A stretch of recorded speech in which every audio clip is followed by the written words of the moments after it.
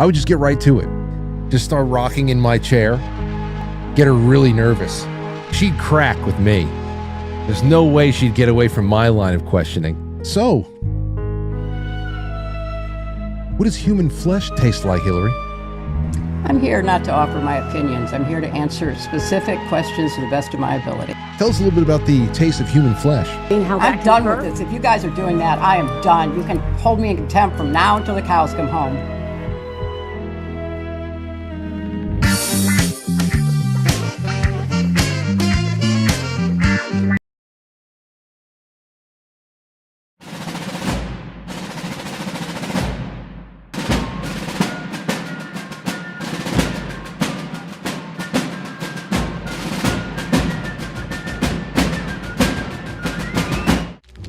You let one ant stand up to us, then they all might stand up.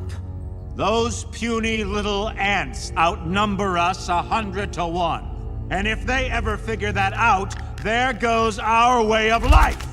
It's not about food. It's about keeping those ants in line. That's why we're going back! Does anybody else want to stay? Let's ride!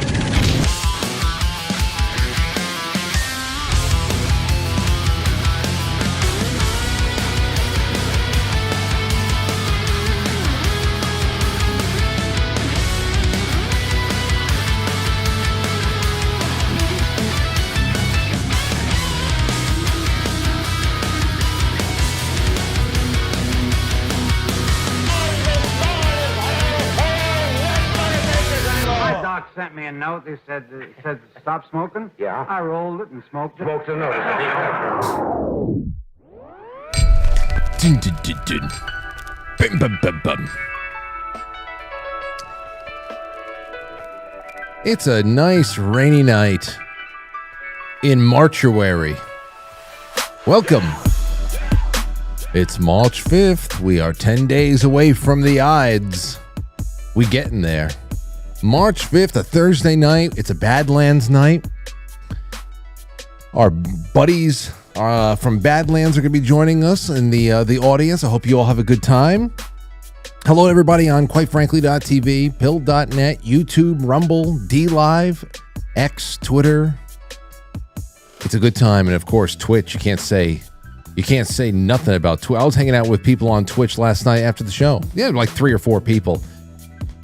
I went home. I did everything I needed to do. I had about an hour left before I knew my battery was going to run out in my body battery, not my phone. I was like, you know what? I got a good hour's worth of sharp cognitive function left. I'm going to play some Call of Duty. I did pretty good for a couple of rounds, and then I said, nope, time to go. Started just flat tires. You know how that feels, Matt? Yeah, like every day. Every day. Well, you know, especially with, Call of Duty, you're on a roll, and then all of a sudden you hit a wall, and you know that you're not going to get any better. It's only going to get worse from there. That never happened to me. Well, I guess I didn't know you in your prime. Right? I didn't know. No, but I was one of the best in the world. I know, that's what I'm saying. I didn't know you back then. But still, you would go on good runs when we were all playing, like on World War II. We got to do the other one there, too. And because it's also funny when a round doesn't go Matt's way, I love hearing Matt get mad because that's the way I am, too. I start getting really pissed off. And, do you have any clips? Clips? I want to make clips. I would like to hear some clips. That's why, I try very hard to get my friends together with me on even if it's PlayStation, in person, whatever the hell it is. I know that funny things happen when I get them in the same room. Video game anger is a different kind of anger. It's very bad. Yeah. It's a very bad thing.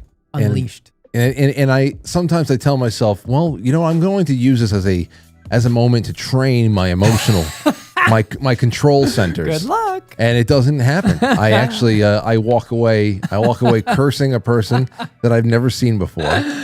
More hate. I know. More hate. I don't know. Yeah. It's like, and I feel like shit afterwards. I'm like, I just wished that, I don't know, some person choked on a chicken bone. Yeah. I hope he, and that's not right. That's not good. No, it's not good. Anyway, we'll do more of that because it's funny. At least when it's broadcast, it's funny. And everybody knows that it's just weird. Anyway, well, that's what we're doing tonight. We are saying weird things tonight. Matt's here for a little while. Jay is here. Welcome to Thursday night. And if you are watching, don't lurk. No matter who you watch out there, if you like them, do not lurk. Okay? Say something in the chat room. Leave a comment if this is after the fact. Hit the like button. Share it. Hype it. Whatever the hell it is, just love it down with clicks. Those clicks are just, moments in time. They pass. It's like a snap of the finger. Just click all over the place. Thank you so much for that. You'll save the show. Also, real quick before we get into this, remember tonight we're giving away. We're drawing a name. I have 150 entries already, and the luck is on your side. There's a lot of people who have only thrown in one super chat over the course of a week, and they have won. We've got 4 silver coins, 4 silver quarters. We've got 3 gold backs that you're going to win. We've got this wonderful portrait from Moriarty of me. I told you Aurora's favorite portrait of me. And then also, we're going to give away one of Jane Barlow's books to the grand prize winner as well. She's going to write it. And Jay, Yes. anything you want to throw in for the winner tonight, the Super Chat raffle winner? You know, I think we will. What are you going to do? I think we'll do a 1 free month membership at HRP, the Health Reclamation Project. There you go. One free month. 1 free month Come with on Jay. in. That's Come on it. in. And all you got to do is throw in a Super Chat on YouTube, Rumble, quite frankly, superchat.com, or the Gold Pills. And actually, no, Twitch, too. I've been counting Twitch as well. So it's all on the table. All right, guys. So, Matt, I thought you'd find this funny. Take a look at this. Just right off the bat, I thought this was hilarious. This guy, apparently there is an Italian semi-pro wrestler who enters into the ring dressed like a pizza chef, and his finishing move is destroying somebody with almost like a Hadouken kind of pizza dough attack. Take a look at this. I think this is awesome. He's spinning the dough. Wow. Watch.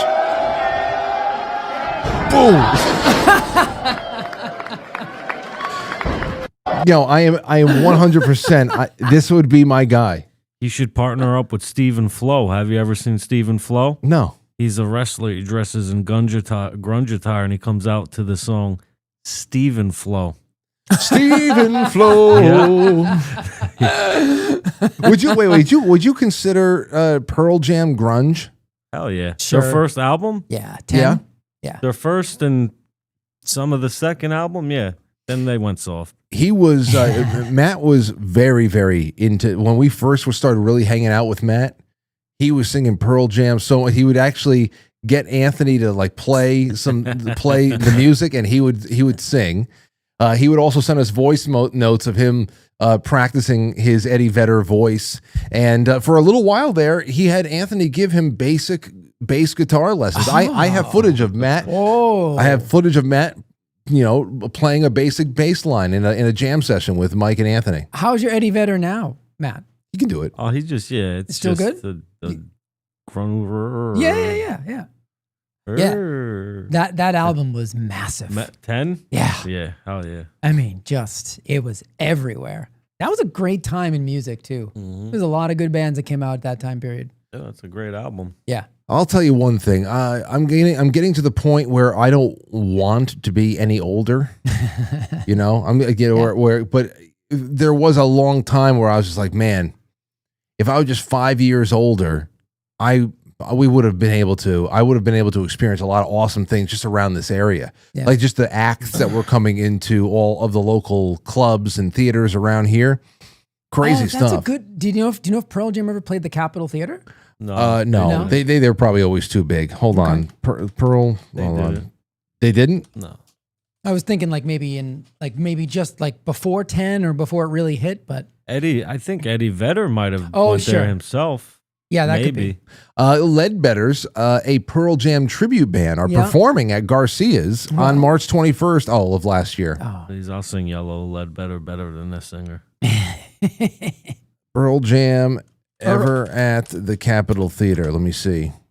No. Yeah. No. But you'd be surprised how many people played at Willow Street when that was still around. Okay. Down on Boston Post Road, where there's all Models and department stores now. Typo played in Portchester. Typo Negative played at Willow Street. Wow. But then again, your Typo Negative is a Brooklyn band, so it wasn't really that much of a stretch. Yeah. But there's a lot Aerosmith played down where Kohl's shopping center is. Wow. There was a venue there. Aerosmith was there. Dee Snider and Twisted Sister spent a lot of time around this area when they were getting big in the tri-state area. That's how they really launched themselves. They had I watched a documentary on Twisted Sister. I was surprised by all the places that I recognized. Yeah. That's cool. Yeah, That's cool. I missed a lot of that stuff. Yeah. But it's all right. It's all right. It's all gone now. It is. And that's part of what I wanted to bring up with you guys, and also everybody at home. It's going to go into the main theme of at least the first half, because I know we have mixed stuff in the second half, and Matt's leaving around 8:30. But But the title of the show tonight is Why Millennials Just Can't Be Shocked Anymore. And it's a part, and we're going to get to that in just a little bit. It's a part of this like kind of millennial numbness meme. Yeah. Okay. But there's this other thing that's going around, and we'll get to this in just a second. I have some other stuff to throw out to you about just really deeper commentary on nostalgia and whether it really is all just nostalgia of what people are sinking themselves into a little bit more, and whether or not is a little bit more of grief timeline, like grieving the death of a timeline, not necessarily nostalgic for a time when you were younger, but more so just a civilizational timeline, the setting of where our our lives are, and what we're leaving to future generations, and how disposable it all is now. So I wanted to talk about that in a little bit. Okay. So, but first up front, I thought this was hilarious. Now I know what they meant, but this headline is fantastic.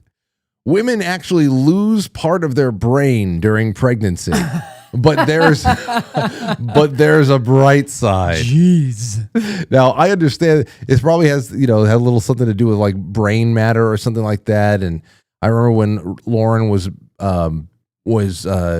pregnant with Aurora, she was talking about pregnancy brain or anything like that. And but the New York Post wins the headline war again. Wow. Is she crazy, or is her gray matter just being compressed? Neuroscientists in Spain have found a connection between pregnancy hormones and fluctuating gray matter in the brain, which could help illuminate more about the postpartum period and attachments between mothers and newborns. A study done in association with Bee Mother Project found that pregnancy is likely leads to a temporary dip in gray matter. Temporary being the operative word there. Temporary. Yeah. It comes back. Yeah. Your brain comes back. Yeah. I mean, you mentioned that to me earlier tonight. I was like, I wonder, obviously they're looking for a sensational headline. Yes, of course. That's why I thought it was funny. Yeah. I mean, it's ridiculous, like almost as if you were thinking like, geez, if I wanted to put a headline out there to dissuade women from getting pregnant, I would say, well, that pregnancy causes brain damage, don't you? You know what I mean? Like, that's kind of don't listen. No, I know. Don't let that get around. No.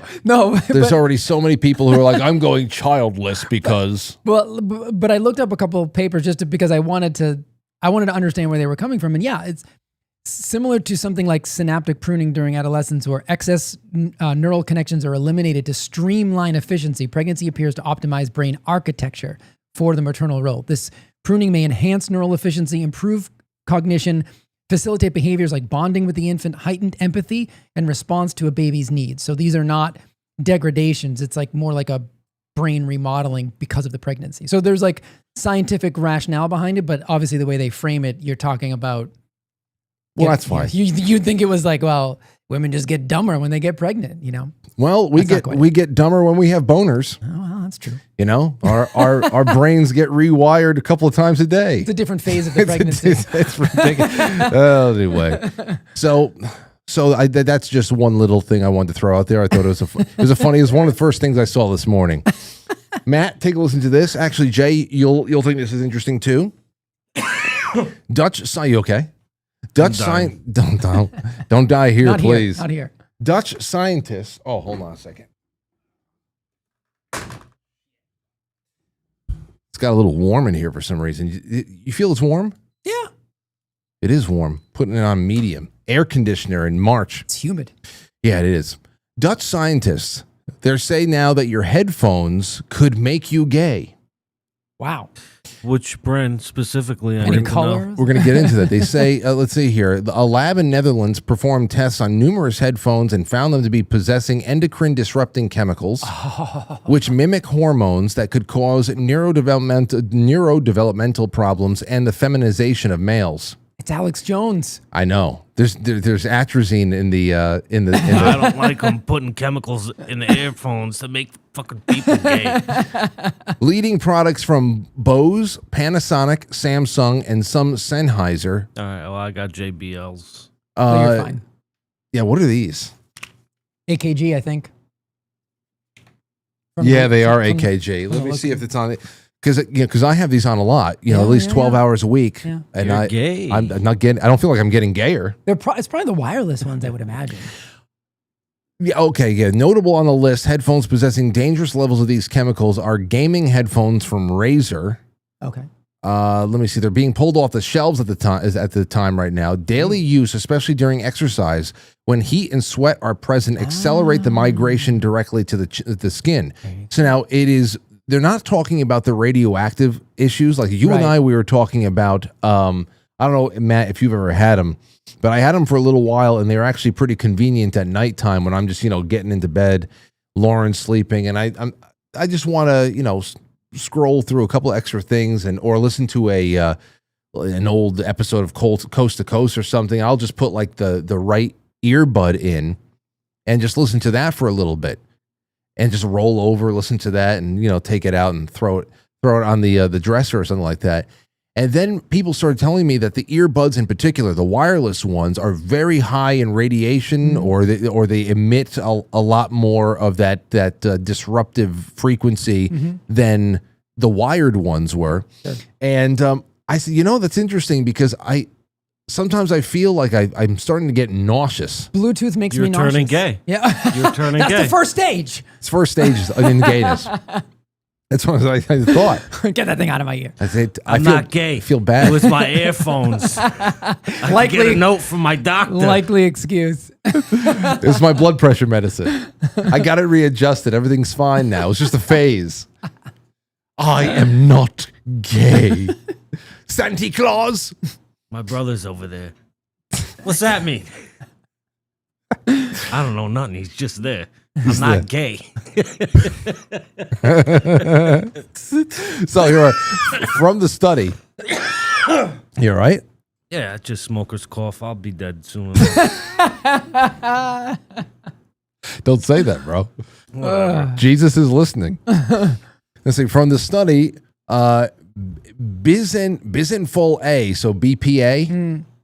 Easy to enter your body through your skin when you wear headphones for long or when you sweat while having them on. Even small quantities can weaken your immune system, cause fertility issues, and allergic rashes. Both. Now, I'm looking at these here. Now, let me see here. The highest risk is HyperX Cloud 3 gaming headset, and then Razer Kraken V3. Oh, boy. The high risk is OTL Technologies, Super Mario, Bose, Quiet Comfort, Logitech G733 Lightspeed, Oceana, Alkin, Sennheiser, Yellow. I feel like these are like the terrorist threat levels in 2002. Yeah, really. Buddy Phone, JVC, Kodak Wireless, Life B, Liskiana, Maxell, Orikuma, Shenzhen, Wow. Sony Litwear, Sony Link Buds. Okay, so I don't see any AKG over here. And the green list is okay? Geez, are you all right? Action Q OTL Pokemon. Yeah, the green ones are fine. Okay. These are recommended. Okay. I still don't see what I'm using over there, but JBL seems to be in there. So that's good. In the not gay one? You're in the not gay one. All right, good. So your testosterone's going to be fine. Yeah, it's going to fucking be off the fucking charts soon enough. Off the charts. When I start injecting myself with mad test. Jay, 2 shots a week. he wants to, he feels like the best way to get himself just short time, limited run to get himself just back on track is to sauce up. Yeah, I might even do Trent. Oh boy. No, we're just too old for this stuff. Tell him. Dude, you're just replacing stuff you already lost. JFK what? RFK Jr. does it. Well, he's 70-something years old. Our testosterone's lower than our father's testosterone was true. at our age. Their levels are lower than their father's was at. So how is it bad if you're just replacing what is lost? I'm not going to do bodybuilder shit. So you're saying that your testosterone is low? I mean, if it's look at all the shit. Look, they have headphones that make you gay. You think fucking all this other shit ain't lowering your testosterone? But it's one thing to say, hey, listen, I took a blood test, and I could use a little bit of a boost here. What would you say, Jay? We might have mentioned this sometime in the past. What do you think about TRT from a standpoint of, you've I don't know. I know you said that there's a lot of dietary things that you would do to naturally revitalize yourself, but still, what do you think? Yeah, I mean, there's a lot of things you can do at first that are probably safer. Not that all TRT is unsafe, but I think it depends on the type, the quality, the length of time you're going to use it, and like you said, like your blood levels. You want to have them checked because that may not be the problem. Oh, well. If you're RFK Jr. though, yeah. If you're RFK Jr. though, it's somebody his age that seems like it would be. Yeah, and he also has a history of other drug use, which could have impaired his testosterone production. Like I know guys that did even just one cycle of steroids when they were younger, like in their 20s, and that's completely altered their physiology in their 30s and 40s, and so they have to do certain things because their body just isn't able to produce anymore, which is wild when you think about like just one cycle. They're doing a lot. They're doing a lot. Yeah, he said one cycle. Too long. It's taking dude, I used to be fucking ripped and jacked, and I tell you, one of the biggest things, man. One of the biggest things is like if you've got good testosterone but you have high insulin levels, that testosterone is being converted into estrogen. So one of the first things I do with anybody who's worried about that is I have their insulin. No. no, Matt, calm down. You need to get your insulin checked. No, Jay, what drugs do I gotta take? All right, email me. I'll get you a list. Give me the list of the drugs. No, you got to check your insulin levels because you got high insulin. All that testosterone you're pumping into your body could be converted to estrogen, which actually could backfire. Gives you tits. So you got to know. You got to know your insulin levels. It's important. At least you'll have a nice pair of tits to play with it. That'd be nice. You're laying in bed, you just start playing. My insulin levels. I have high test. You start going to the beach. You all right? You start going to the beach, and you become so self-conscious about it. You just casually tell everybody, yeah, I have high testosterone, but my insulin's high. So you just tell everybody. What's going on. It's fine. Don't worry about it. You go to the bar. You go to the sand bar over there. And say, yeah, I'll have a daiquiri. I don't want to get blood drawn. I'll just risk it. Well, there's that too. Steak and eggs. That's what I did before, but it takes too long. And sunshine. It takes too long. Sun your balls, Matt. That'll help. Oh, let me tell you something about this because we had talked about tanning, and how it actually could be a very useful thing in the wintertime if you live in places like the Northeast to have a membership at a tanning salon or to have something that you can do at home, a red light mirror or something like that, just to be able to keep that stimulation that you lose when the summer sun goes away and we just kind of cloister ourselves inside, and it just be, whatever. And even when you go outside, you're all bundled up. Anyway, I just, for the hell of it, I looked around just to see if there's any tanning salons around here, what they cost, because I just started getting curious. Let me tell you something.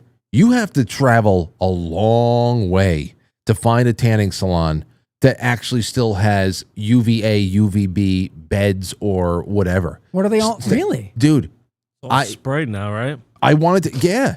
Yeah. Well, I mean, that's not giving you any of the. No, seriously. I don't know if there was something legislatively, like some legislative act, something's been banned in New York or something like that. But I'm telling you, I went to go see if there was a membership I can find for me and Lauren or something, or a tanning salon around here. But I was shocked when I realized that there's barely any, and everything is spray tanning. And they advertise it by saying that you're getting sprayed down with very nutritious stuff. It's good stuff for you. I'm telling you, they advertise it as nutritional.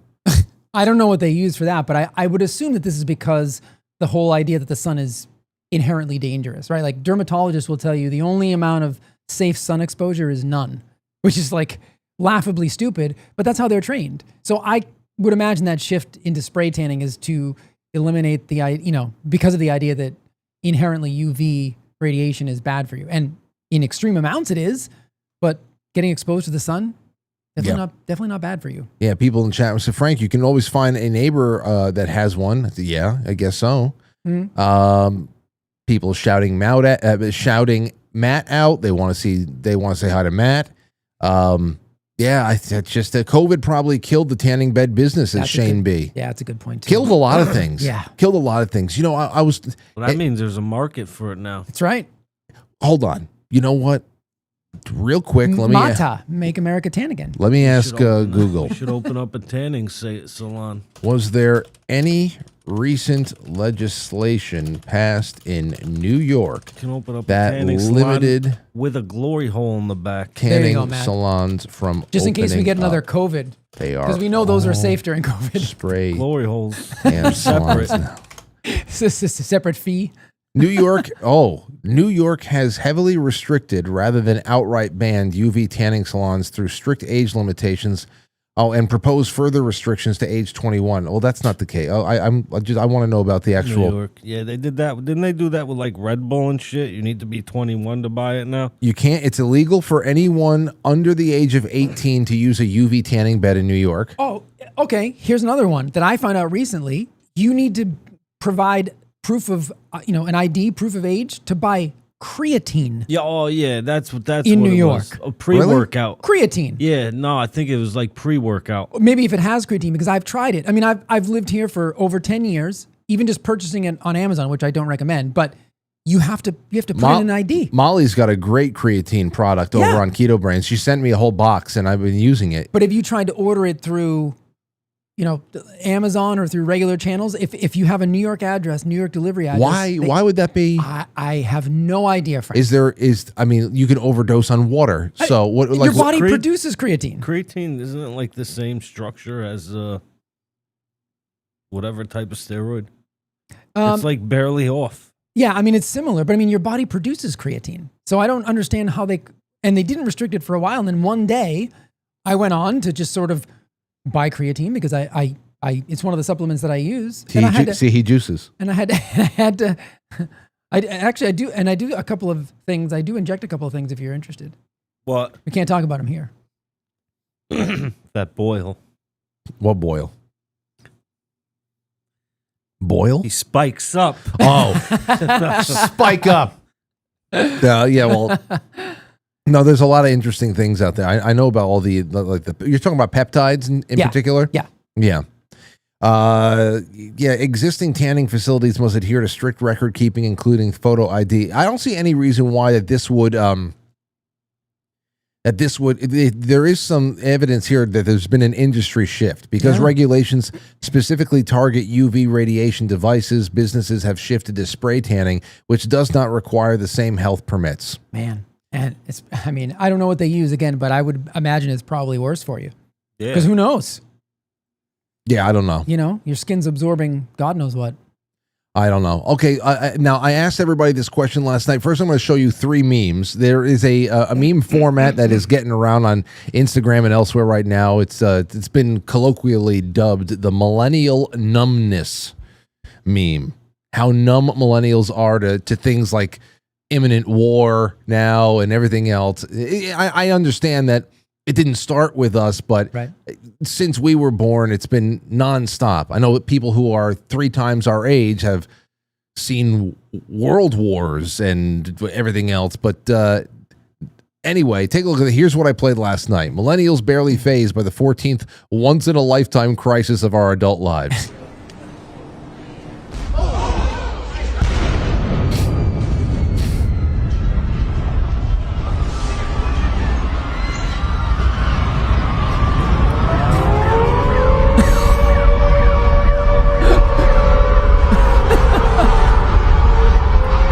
Nothing's going to keep me from my keto brains.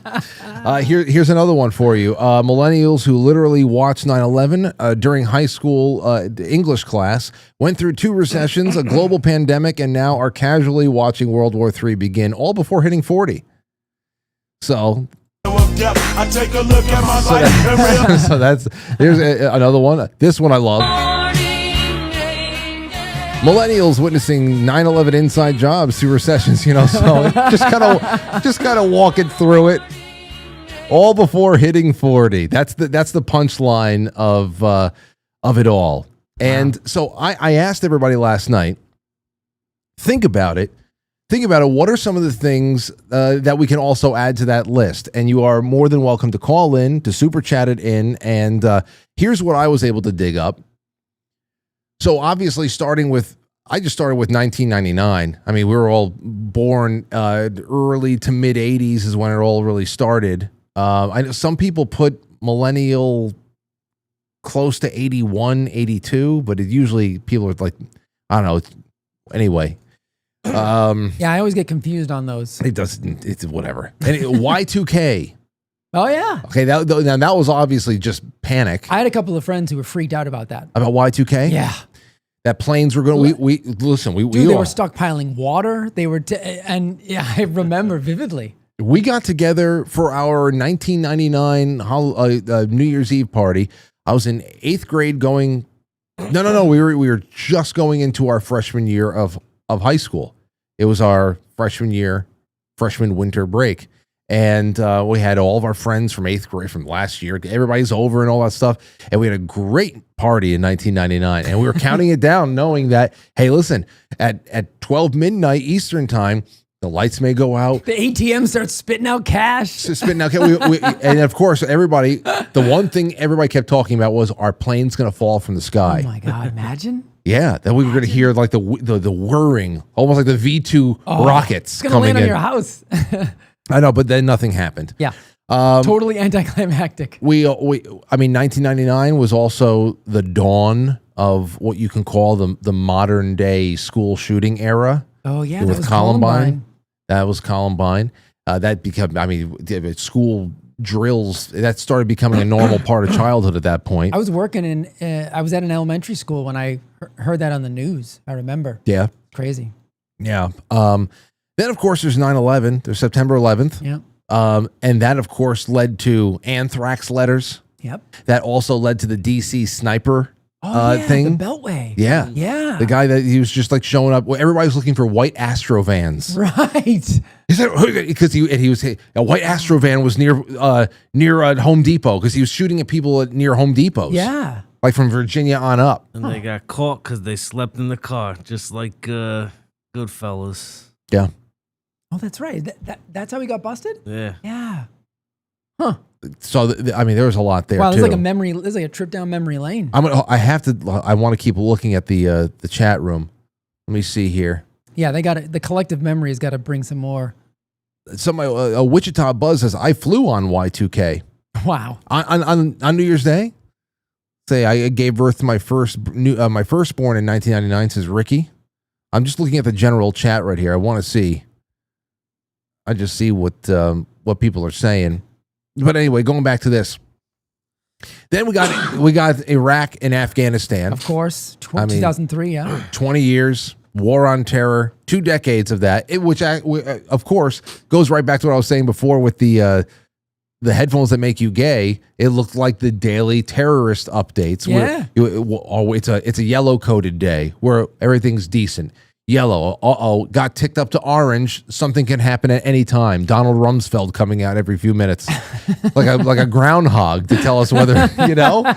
So I mean, that's what we lived with. It's amazing how things lose their effectiveness over time. Like even if it was a legitimate fear and concern, or I don't know, maybe it lost its effectiveness because it really wasn't. But it's amazing the things you just get used to, and you're like, yeah, terror alert's red. I'm going out. See ya. I know. Just like. Well, what are you going to do? Most of us were graduating. I mean, a good amount of us were graduating college around 2006, 7, 8, when the financial crisis started, the housing markets and all that stuff, that whole crash. That is, I mean, that's huge. Yeah. That's huge. I then of course at that time we had Barack Obama. You can consider that a black swan event. Yeah. You could.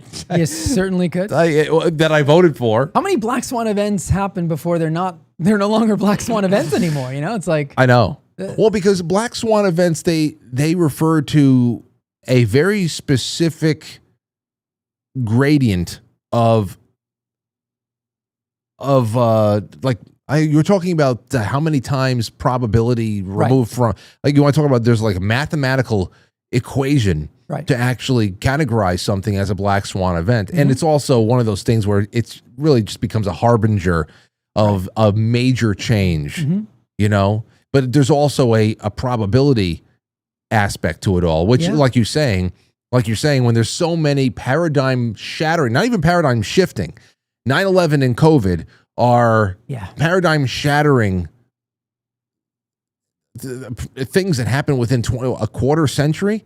Get the fuck out of here. I was gonna say, so do you think it's the condensed nature of all these things that you have been listening, that you continue to list? Like I feel like it's that concentrated dose that is kind of unprecedented, which also makes you wonder whether they're organic or not. And obviously we have plenty of reason to think things like 9/11 were not as organic as we were once led to believe, you know, I mean, on September 12th. Even the housing even the housing market. You know, guys, for Film Club, just a reminder, tomorrow night, 9 p.m., we're going to be watching Sherlock Holmes for a Film Club watch party. It's going to be so awesome. So make sure you become a sponsor. I'm going to be putting around all of those private links tomorrow afternoon. But one of the things we got to watch again is The Big Short. That's a great movie. It's a great movie. And it's one of those things where you watch a movie like The Big Short, and perhaps it doesn't tell the whole thing. It's got to create a narrative just so that it is somewhat digestible for the average viewing audience. But when you realize what happened and how many people got away, actually, there's nothing. I mean, all of them. Yeah. It's not like how many people got away with it. Yeah, all of them. Who went to jail for 2008? Everything that precipitated that disaster. You know? Yeah. God, there are so many Bernie Madoffs. There's so many of them. And it was the way he did business. It's just crazy. But then we have, and that just brings us to COVID, of course. Now, some people would say that 2016, it was a black swan event with the election. Yeah. The election, Brexit. But Brexit, where did it go? Yeah, obviously nowhere. I always ask, friends of mine from the UK, what's the Brexit update? Did life actually really change? London is a third world city, and they've been adhering to all the EU immigration policies, and I think they might as well be in the EU. What's different? It was a wasted opportunity, is what Brexit was.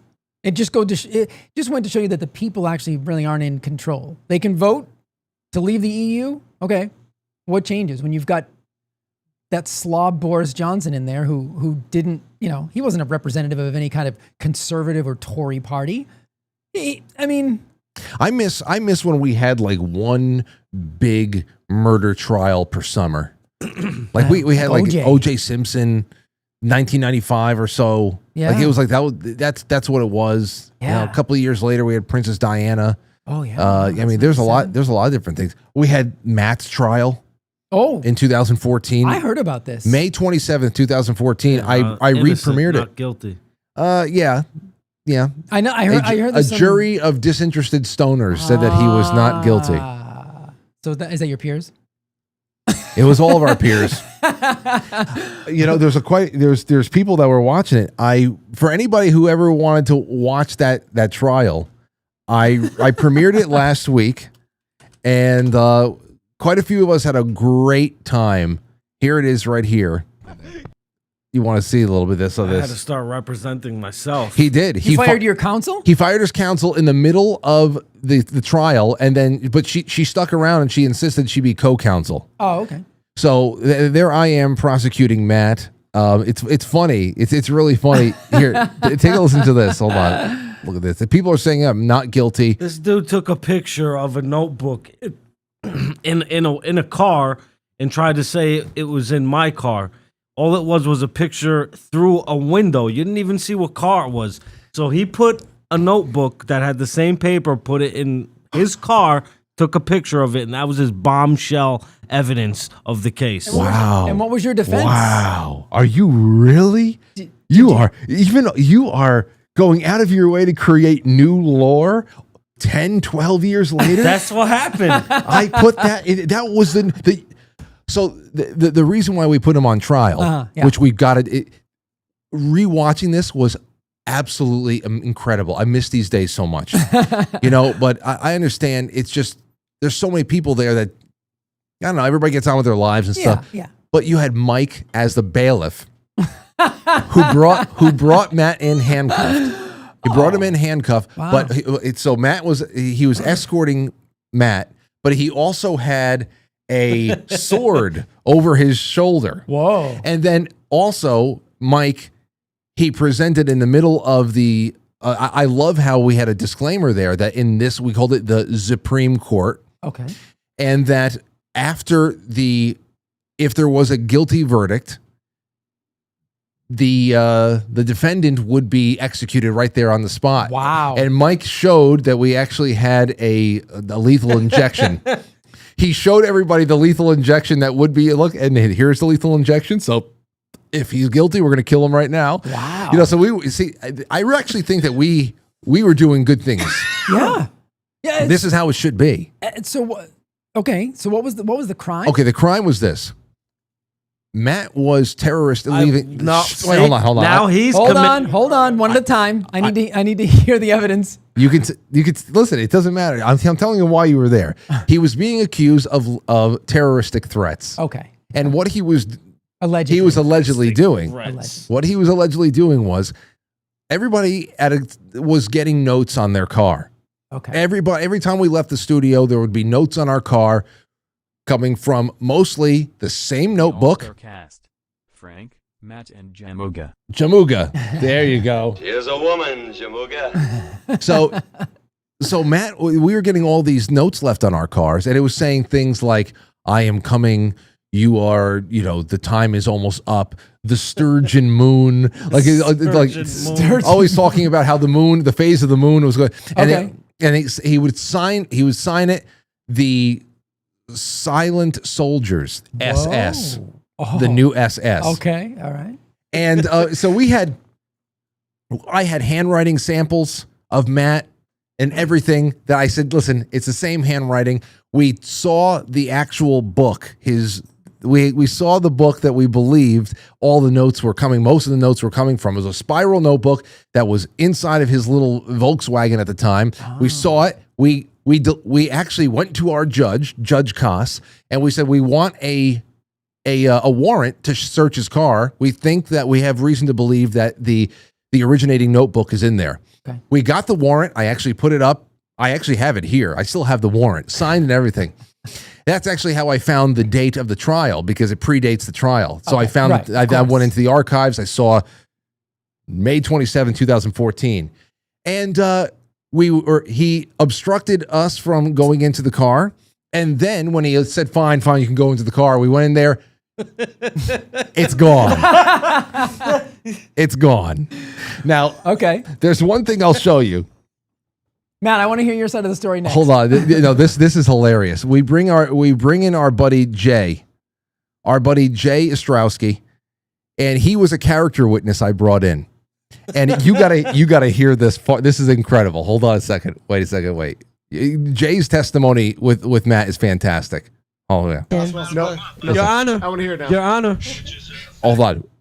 Also, donation. Lie. Okay. Here's Jay. Now Jay wanted to show everybody a voice note that Matt had sent that could give a little bit of clarity to the intentions of this guy and what he might be covering up. Matt, did you send the voice note, or is this allegedly? Oh, no. Dude, you look at this AI shit that we got going on. In 2014? Yeah. Anyway, so this is Judge Koss, and he finally said, I don't want to, no, it's inadmissible. Then he says, no, actually, I want to listen to it. Okay. So listen to this. It is playing right now. Ignore it. Matt goes, ignore it. Jury, that just goes to show you that really is something. Grab the microphone from him. Take the microphone from him. No. What happened? You're not supposed to be talking right now. Sit down. Hold on. We gotta get through this. No. Sit. Before I handcuff you. Okay, so now Jay, show everybody what you have for us here at the Voxer. Your Honor has nothing to do with the case.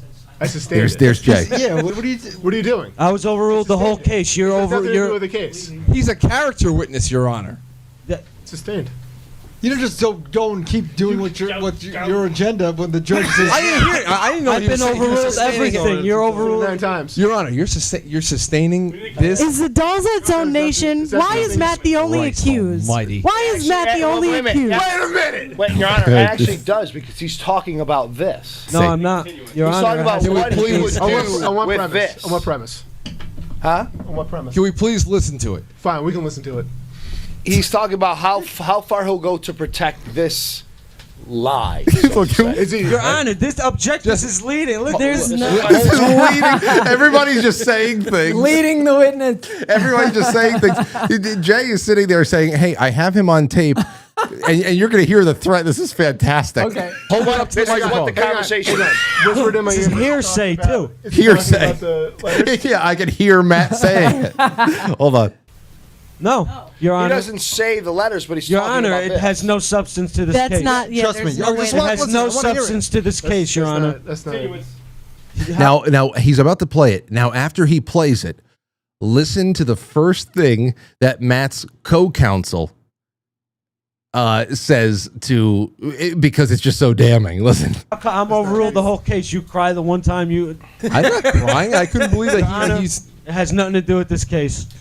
All right. Then I have no further. It will damage. It will damage my client's it. reputation. Your Honor. I want to hear it now. Your Honor. Here, listen. The only thing that we're guaranteed in life is taxes. Wait. I just wanted to clear up that it wasn't a direct threat to anyone.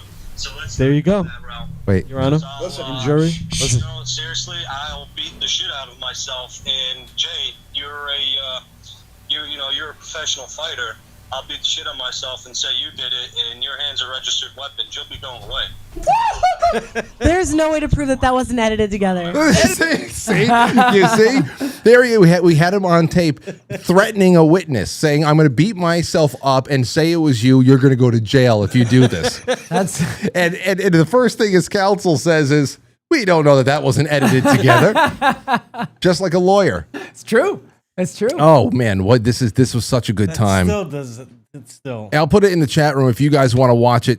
If you want to watch it yourself. Yeah, want to tell everyone. I was leaving notes, right? You know what happened during this fucking case? What? When we went to go out, for a break for the verdict, everyone had a note on their car. I was in there the whole time. Yeah, it was me though, right? Yeah, Well, it was him. That's an interesting development. That's an interesting development. I wasn't told this. It was all the same misspellings, everything. This may be grounds for a retrial. Oh, I would love to do another trial. He should be. Yeah, I would love to do And another I'm trial. truly impartial because I wasn't around for this. Dude, that was so fun, that mock trial. I want to do stuff like that, but I need cast members. I don't know where the hell anybody is anymore. All right. Well, Anyway. Matt, you still claim innocence? It wasn't me. It was him. All right. I just want to make sure. I don't do childish shit like that. No, clearly. Oh, dear Lord. Okay. All right. Anyway. So that's just some good stuff. So, Yeah. So Black Swan events, Matt's trial was one of them. Yeah. That was a big deal. I do remember seeing that on CNN. Looking back. Yeah. Oh man, it was so great. There's so many other little moments. I put the link in the chat room in case you guys want to watch it for yourself. Look, poor Matt was framed by Frank, says B-More. No. See? I was. Yeah, and then people, just to piss me off, start taking his side. They know. Yeah. Okay, maybe procedurally it was a mess. The trial was a mess. It sounded like a little bit of a mess. Yes, and that's what makes it funny. Like a mistrial. Like a real mistrial. Procedurally, I know it was a mess. He would probably have been let off mistrial in any court in America. Yeah, sure. Except in the Southern District of New York. Well, of course. But other than that, I think everybody knows down in their gut what happened. You couldn't pin your crime on me. You didn't do the evidence good enough. I didn't. Reasonable doubt. Yeah. I have it already. Reasonable doubt. Yeah. I know. Well, I know. Like I said, it was a mess. But yeah, there's a lot more. All right, so we're gonna take some time to read through what you guys have. We know that the chat room has already been kicking around their own black swans and stuff. I want to read your super chats and all that stuff. First, before we do that, I just want to remind you guys, thank you to Keto Brainz for sponsoring the show. Another huge March giveaway is in order. You use promo code MARCH. ketobrains.com. And tomorrow we're going to be brewing our coffee for our 10:30 a.m. B-side stream from Studio B.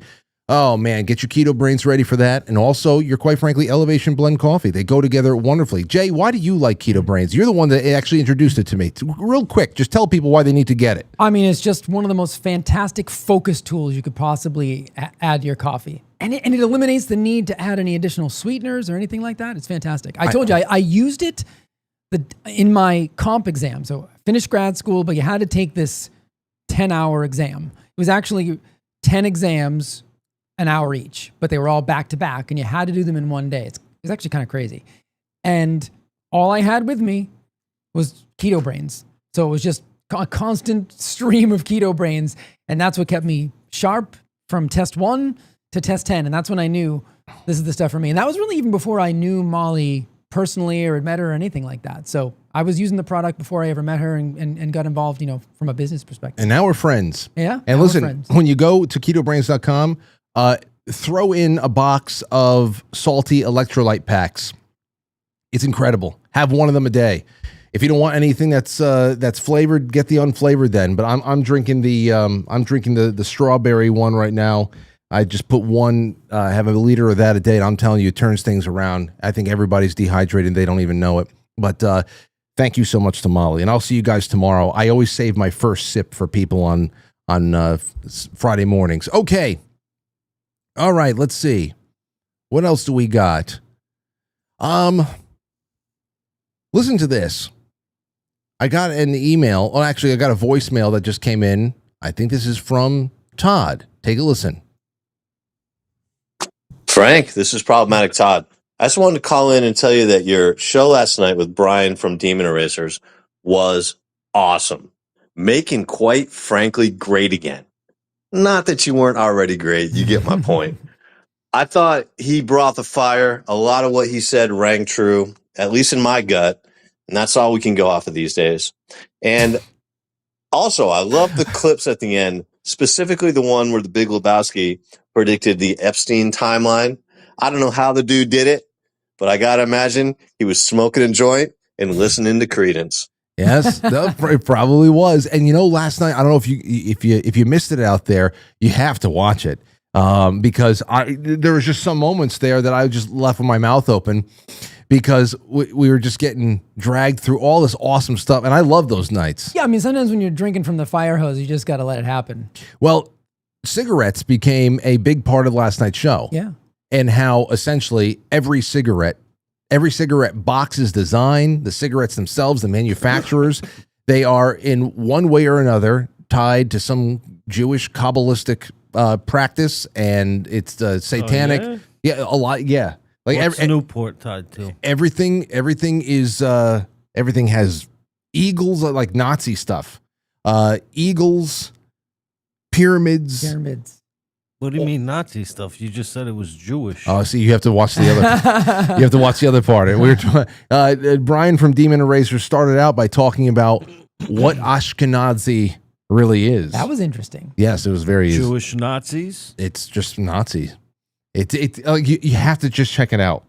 It's interesting. It was an open forum. I was listening on my phone while I was working, but I found myself jumping, so I was just listening, but I found myself jumping over to the actual stream so I could see what he was putting up on screen, just so I could see some of the, the logos and some of and when he was doing tracing the tree from Abraham, I was like, wow, I kind of wanted to put up on my TV so I could see it a little bit better, than on a phone, but it was interesting. Oh, I can't wait to have him back on. Yeah. He had me bouncing back and forth last night. It wasn't getting a lot of productive work done. I always reach out to guests and thank them and all that stuff. Yeah. And I said, hey man, I can't wait to have you back on. Sometimes it's just, I really needed that. I needed it last night. I really did. That's different than when someone takes you to a place that we've all watched you have those nights where you try to lasso a guest because you really want to talk about something and they just will not, like a dog with a bone, will not leave something else alone. And I'm trying to bring you back. You mean like when I wanted to talk about nice Hollywood encounters and Roseanne Barr kept talking about the Muslim Brotherhood? Yeah, like that. Yeah. But like last night, I could tell that you were truly interested in where he was going, even though if that wasn't the intent of the show. And those nights are just kind of like magical sometimes. You just let him run. Well, Matt used to be a smoker. Did you ever smoke cigarettes? No. Never? Nope. Me neither.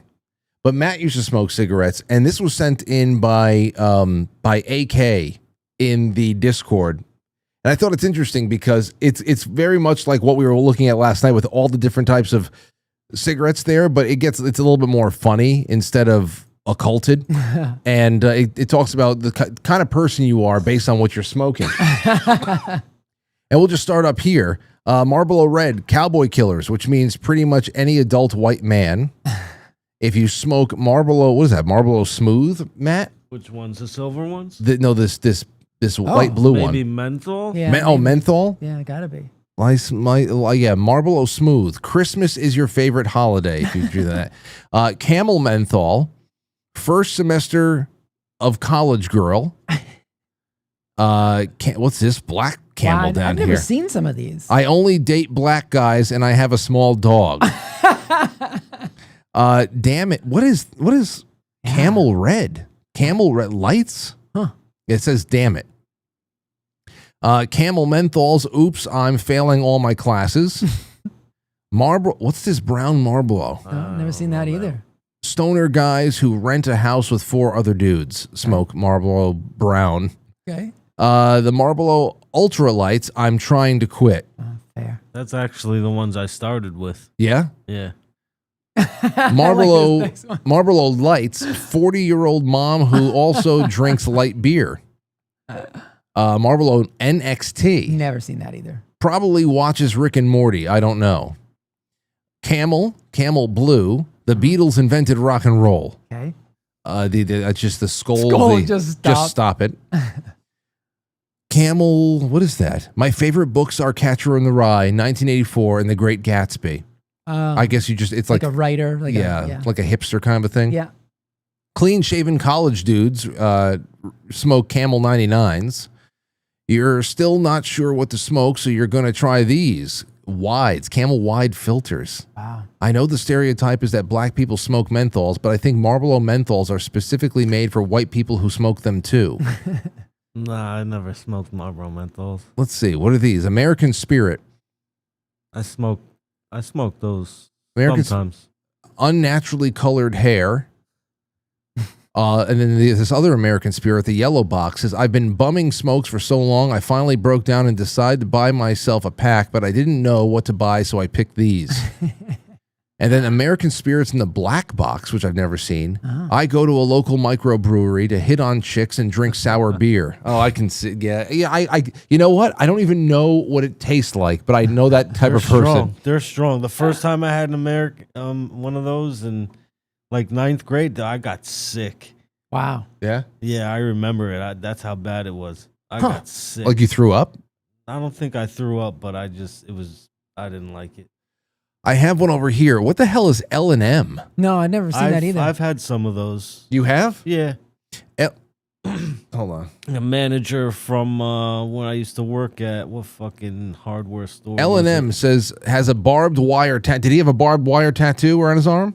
I don't know. He always wore long shirts. Then you have Misty. Oh, okay. Misty, the old black lady on your street who sits on her porch and waves at you every day after work. She smokes Misties. Parliament. Parliament. I smoke those. Parliament will corner you at the bar and talk about philosophy and politics. Let's see here. Wave cigarettes. People probably smoke these through their stoma.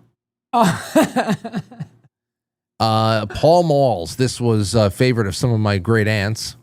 I'll pay you back on Friday when I get paid. And then Paul Mall Blue, the restaurant manager, smokes those. Oh, cool. I remember the cools. Salem menthol. Is that what it is? Career waitress. And then Virginia Slim Lights, wine mom who screams at her kids in public. Okay. Oh, Newport menthols. That's the one that Mike used to smoke. I that. smoked those mainly for years. Yeah. Yeah, Mike smoked that a lot, and then he finally. The only reason why is because the non-menthol cigarettes, it would leave a bad taste in my mouth. Yeah. Yeah. So is that what menthol does? Essentially, just give you that minty For kind of. me, yeah, it was a better after. You learn something new every day. Ages 18 to 29 SoundCloud rappers, ages 29 plus, working class black people. Okay. Lucky Strike is country grandpa. I've smoked those. When I go paintballing, I like to smoke those, but every once in a Why blue, why I would paintballing? get Why is that shit is strong, bro. So it helps you paintball then. Helps you concentrate. Okay. Do you really notice a difference? I mean, this is like truly me speaking from ignorance. You notice a difference between different cigarettes? Well, Lucky Strike, you'll know the difference from. Okay. That shit's not filtered. Well, listen. That shit will punch you right in the chest. I mean, Jay, I mean, nicotine, if you're getting the problem with all these, especially nowadays, is what they're filled with. Of course. Yeah. And I'm sure that you would say that even if they were the cleanest they can be, it's not necessarily good to smoke anything, I don't right? think it caused cancer. If straight tobacco smoke, I don't think it caused cancer. I think that I think it would be a lot less of a threat. Yes. No doubt about it. No doubt about it. But And you have to separate nicotine from cigarettes. And that's really hard for people to do. In fact, it's really hard to find research on just nicotine that doesn't have to do with cigarettes. But I can see a clean, unfiltered Lucky Strike kind of a cigarette being something that you can smoke before you're doing something like, a shooting sport or anything else, and have it. Because I mean, now that every once in a while I drop some nicotine with the droppers, it's like, I know why Arthur Morgan smokes cigarettes in Red Dead Redemption, and you get better red eye control with your guns. Yeah, well, that's what Matt's describing. You're describing that nootropic effect of nicotine. Well, there's also other factors to why people will get certain cigarettes, like Newports. When you're high, they say if you smoke a Newport or whatever, it gets you higher or whatever. Well, I mean, Parliament, they have a little the tip has like a little hollow point in it. I don't know if they still do or not. And someone told me like crackheads use it to like freebase crack off of it. Wow. Oh, I have to imagine. I mean, I knew kids who were dipping cigarettes into formaldehyde in embalming fluid in high school. Who did that? We had friends who had. We had friends who knew a guy. We had friends who had a friend whose father was a mortician. Oh. Well, I used to do it. Really? Yeah, I used to do it. He came to me, $25. Give me a cigarette. Boom. The embalming fluid? Yeah. What does it do? That shit fucked you up. Wow. Damn. I mean, I don't know. It honestly, whenever I did it, I didn't do it a lot. I did it like maybe a handful of times. Who did it the first time? I sold it. I know. And I don't know. The only thing I really remember of that is that we would lay down and then we'd have whoever just pull and swing us up, and it felt like you were like taking off like into the sky. But other than that, well, that was the problem. Things didn't aside really from getting faze me shot too into much. space. I feel like you're getting shot into space, but other than that, it's Nothing much. stupid. It was Waste of time. But going back to what you're saying about, well, we smoked this one thing to make us feel higher or something like that. It's no doubt just the breathing. The deeper breathing is part of it. And some things pair better with like whiskey and stuff. For whiskey, you would want like a Lucky Strike cigarette. So there's a different taste? Oh, yeah. I'd want a cigar. Because you got a nice stiff drink and you got a nice fucking... Because for me, I like to feel the stuff going down into my lungs. I like to feel it. I like to feel it rip my lungs apart. Wow. That's usually the thing that keeps people from not, like the first time you take that drag and you're like, and you cough. Because I did smoke one cigarette once because I wanted to see, and I was like, why does anybody do this?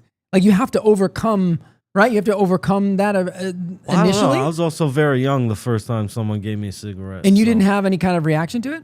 Like you were I just, coughed, but I Okay. just kept doing it. Well, right. And that's the thing. Yeah. Whenever we pack a hookah, still to this day, if you pack it well, and I'm pretty good at that now. You're flying high for a couple of minutes. I mean, it's just, it's like it's the tobacco and all that stuff. So that it has that effect, that nootropic effect, no doubt about it. But it's not like you're stoned or anything like that. Right. So I can see how if you're combining the two, if you're already stoned or something like that, and then you smoke a really fine quality tobacco product, that it's going to enhance it, puff, I don't know, fluff it, something like that. All right. Well, regardless of all that stuff, these cigarettes are all Jewish witchcraft. So you can't. That's the takeaway. That's it. From last night. Doesn't matter. Doesn't matter. Oh man.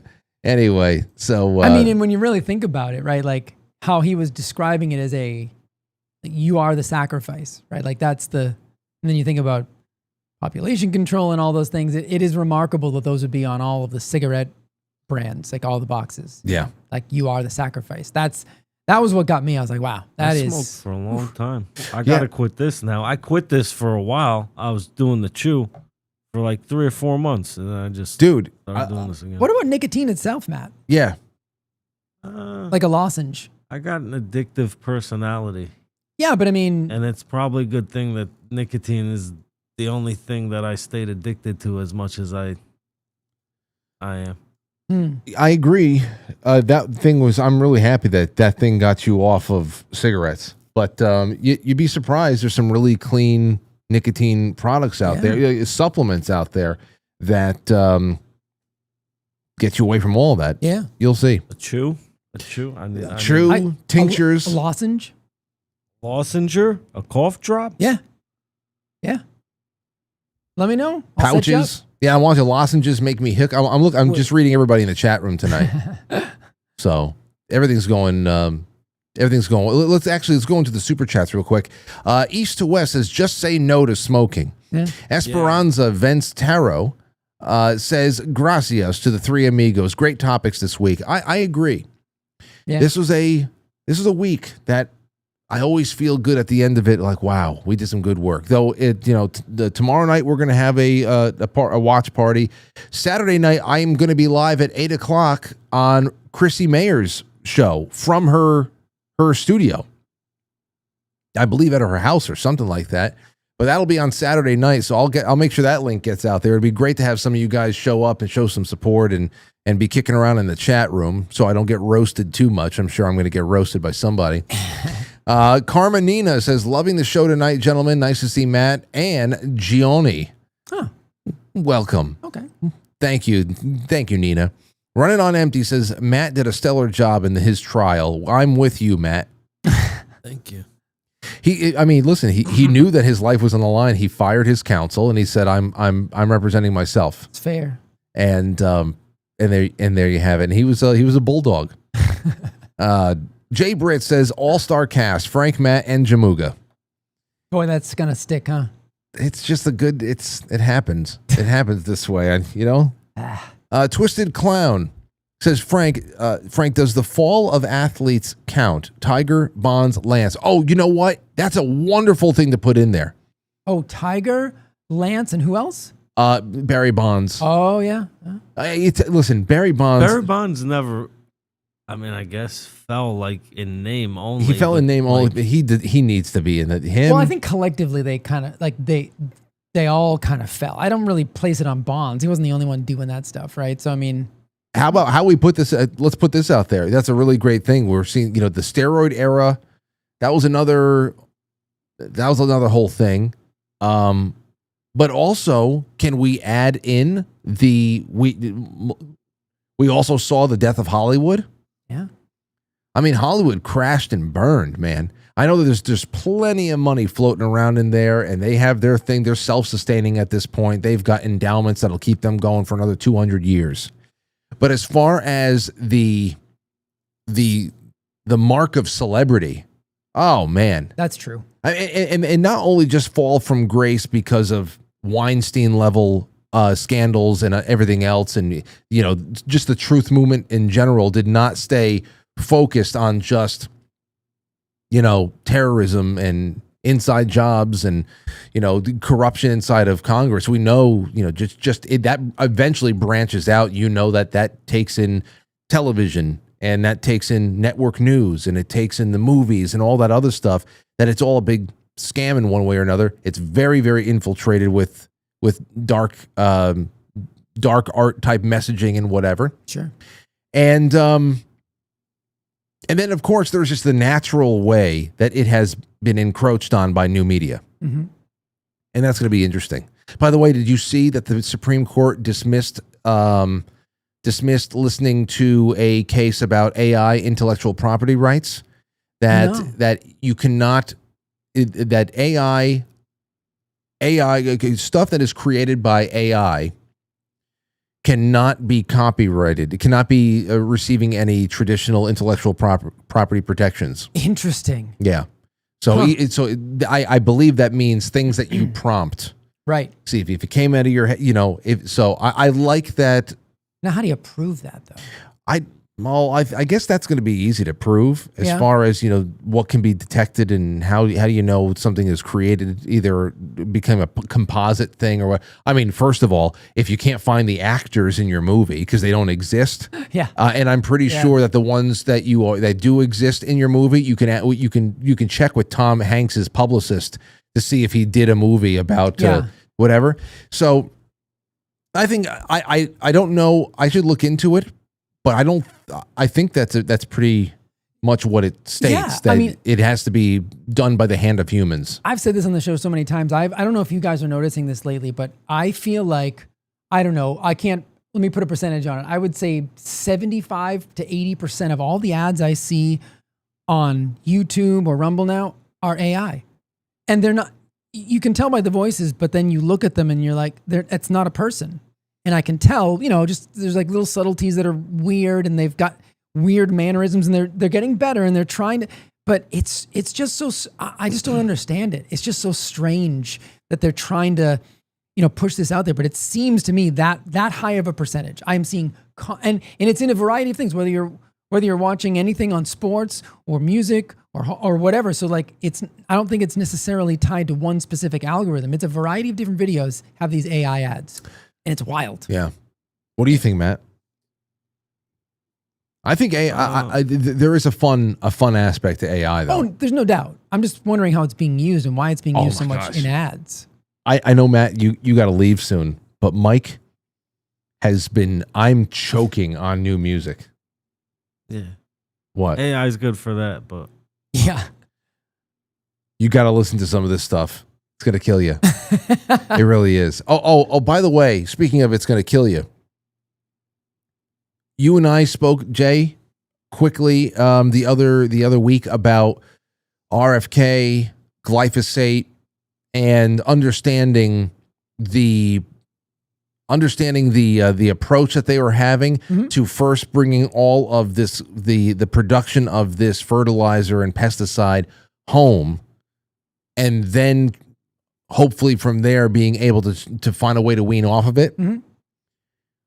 There was another aspect to that we didn't cover that I saw after the fact. Okay. And that in this executive order in February, it proposes legislation that aims to provide some level of liability protection for glyphosate manufacturers, potentially shielding them from thousands of lawsuits alleging cancer risks. Yeah, that's not good. So that did not come up because we were just talking about the practicality, the practicality of that chain of events in eventually getting rid of it all to make sure that the food supply doesn't totally collapse all at once. Right. But I don't know why you would need liability protection over if you have any intention of getting away from this stuff, why you would have liability protection over the course of a transitional period. If it's all going away, it just doesn't seem like that needs to be involved at any. No, and I think then this might have been after we talked, but I think then RFK was on Rogan and he talked about it. And he honestly said, I don't agree with the executive order, but I understand why it was done. I know you read an RFK tweet that night, but I think he was on Rogan and even further explained how he really didn't, support it, but he understands why. My concern, and I'm sure we'll get into this later, if we talk at all about, current world events and what's going on in Iran. My concern is that there are still too many people around Trump that don't have anybody's best interest. And obviously he's one man. He can't possibly know every paragraph that's in every executive order. And I think we've seen that before. That's my concern, is that something like that got shoved in there. Even going over everything we went over last time, understanding why he did what he did, something like a liability shield, that should not be in there. Yeah. And I would disagree. If he knew it was in there for sure and he signed it anyway, well, then I just disagree. My question is, who's putting together these executive orders? That's still my concern. Yeah, I didn't. That was one thing I just did not. No, I didn't catch last week. And then especially for a company that's already been found liable for several things. I mean, it's there've been several court cases. One, I know some of the judgments have been lessened. I think one of the cancer victims is already dead, but I think the amount that was awarded was lessened. But this Monsanto was a repeat offender. So to give anybody liability shield at this point, and I think it's off patent. So I think now most of it's made in China, if I'm understanding that correctly. But we'll see. Yeah, we will. Okay, listen, Matt's going to be here for another couple of minutes, and Jay is here. I'm here. We're going to have some time on the flip side to hang out with you as well. Jay usually sticks around for some extra time, but and we're going to have a very special. There's not that much to tell you right now, but a very special announcement on the flip side. We'll tell the flipsiders tonight. Anybody who pops over with us after the end credits, because there's no real details to give you except what Jay and I established before the show tonight. Right. So talk about that later on. You can call in 914-200-0269. Ask Matt a question. Ask Jay a question. Throw anything onto the table that I don't know. You have a comment about cigarettes and whatever the hell else. Call in and also like the show, comment, share the show. Please do not lurk. Do not lurk. It is imperative that you do not lurk. So call up 914-200-0269. I got a question for both you guys. Yeah. So this was when all the Epstein files were released, and I kind of found myself half going down this rabbit hole, and it was very interesting to me. What do you guys think about Michael Jackson? Like, when I say Michael Jackson, what's the first thing that comes to your mind? Either how you actually feel or what you think the public feels. I'm just kind of curious. Are you talking about his public persona and his legal issues and his reputation, or about his time as an artist? No, not as an artist.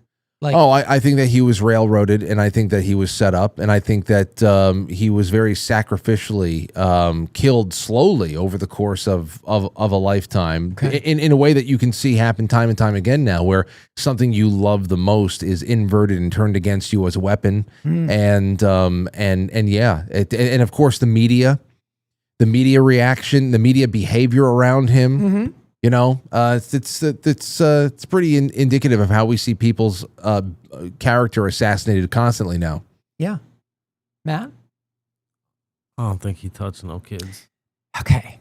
So, I mean, this is like, I never had an opinion either way, but when I was trying to break this down in my mind, because there was that strange phone call that was released in the midst of all the Epstein stuff, and I never actually figured out, and maybe somebody in the chat knows, was this part of the Epstein release, or was this just released or discovered at the same time as? But it was a phone call where basically, and I actually, to Matt's point earlier, at first I was like, maybe this is AI, right? Because it's not like you don't have a million samples of Michael Jackson's voice. So to create a phone call for Michael Jackson would be not difficult to do.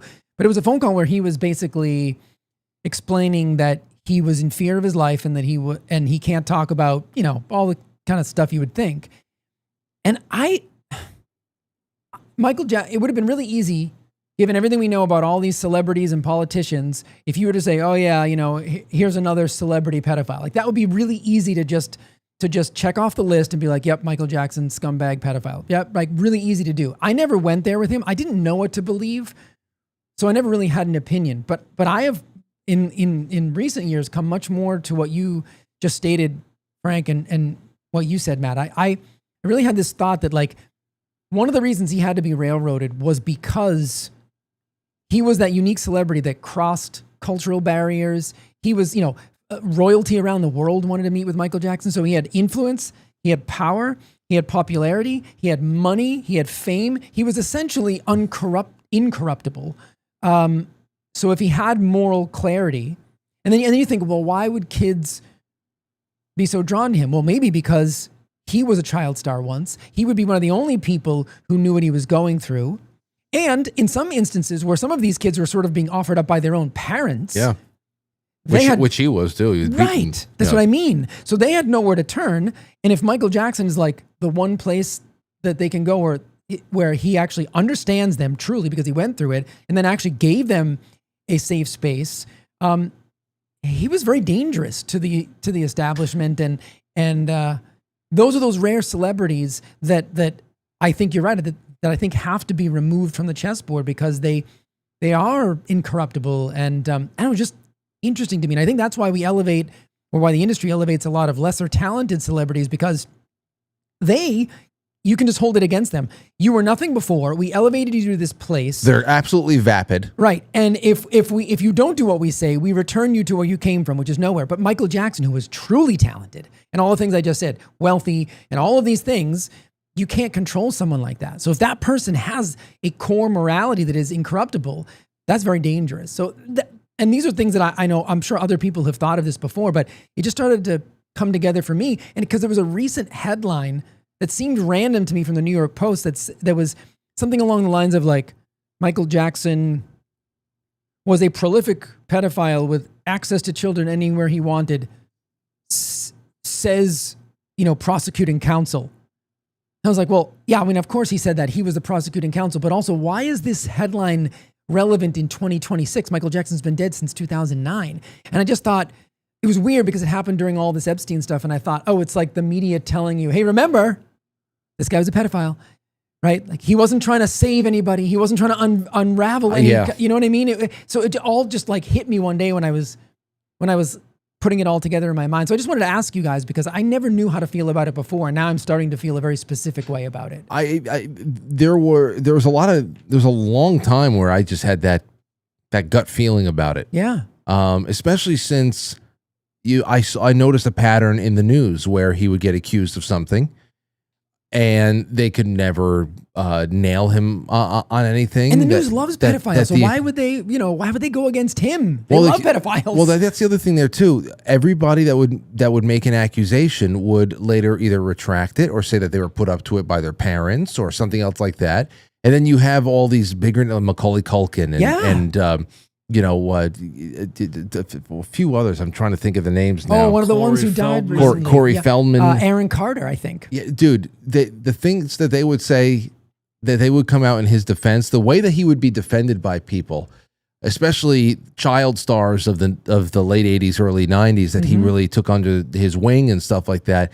He was a strange guy. He lived a strange, reclusive life. He was also the most popular person on the planet. Right. Between him and Michael Jordan, I mean, just crazy. Yeah, you might be weird too if you couldn't go anywhere. If you couldn't go anywhere, and if you were beaten mercilessly by your father, right, and abused God knows how many ways, and you really never had a childhood. No. And you were always this machine. Yeah. So I can understand why you would revert to more like childlike.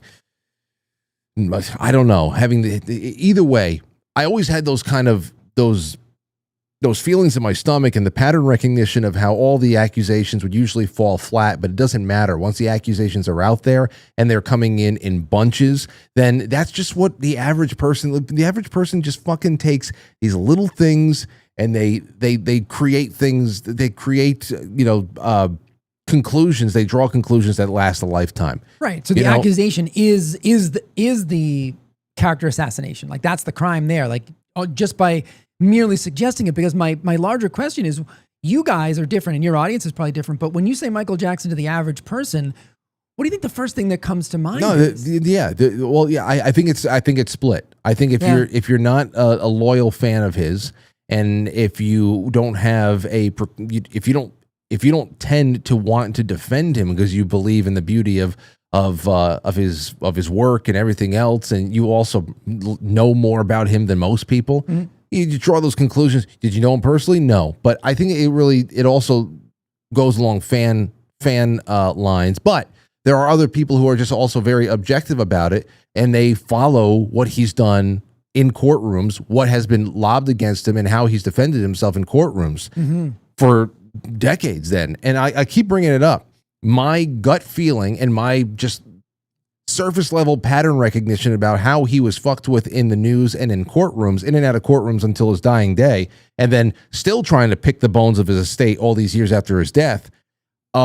It was Razor Fist and his 3-part absolute, you got to watch it. Yeah. It is a bulldozing of everything that's ever been thrown at Michael Jackson. You guys check out, just type in Razor Fist Michael Jackson, and he did 2 main videos and then a follow-up. When, every time that a Netflix documentary or an HBO documentary comes out and they try to reopen a can of worms and try to bring salacious things to the front and all that stuff, and when there's a new attempt to grab money from his estate, that always pops up. Who owns his collections and shit like that. Yeah.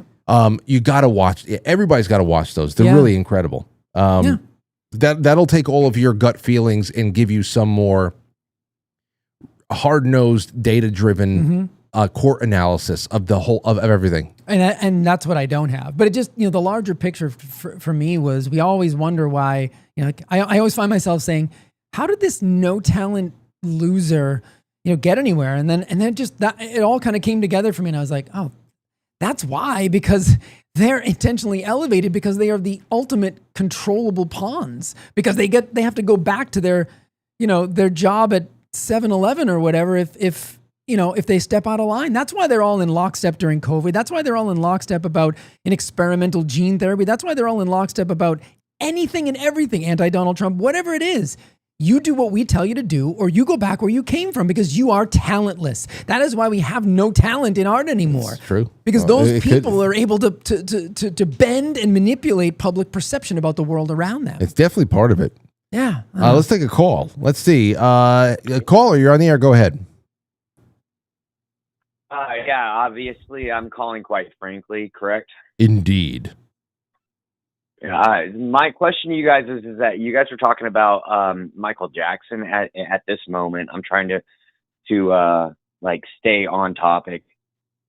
And I was just curious as to how his Sony contract, and maybe that would have been upset with him, would have played into maybe any of his demise.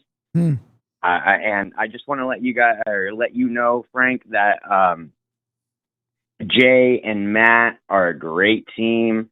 Awesome. I'm a Badlander, so I'm just sitting here just watching through Badlands. I think you guys are all great. It's great to have Matt on. Great to have Jay on. Jay's always a great person to have, as well as Matt. And so these two are just, they're great. So, that was my question. Well, first, let me start from the back and move to the front and go to the back. Thank you for that.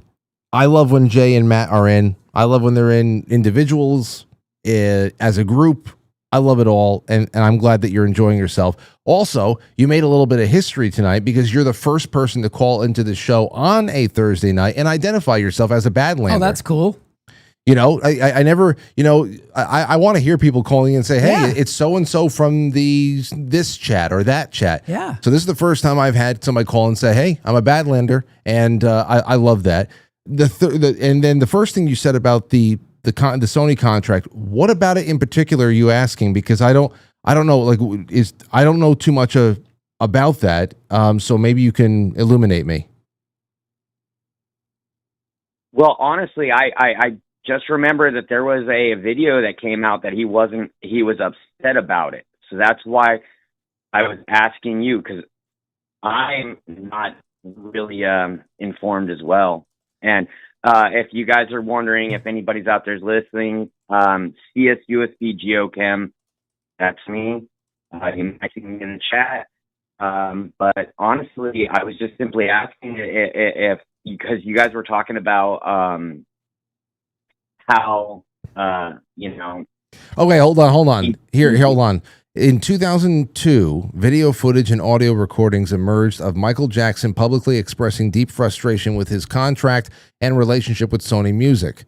He was upset over the poor commercial performance of his 2001 album Invincible, and he believes Sony failed to promote it properly.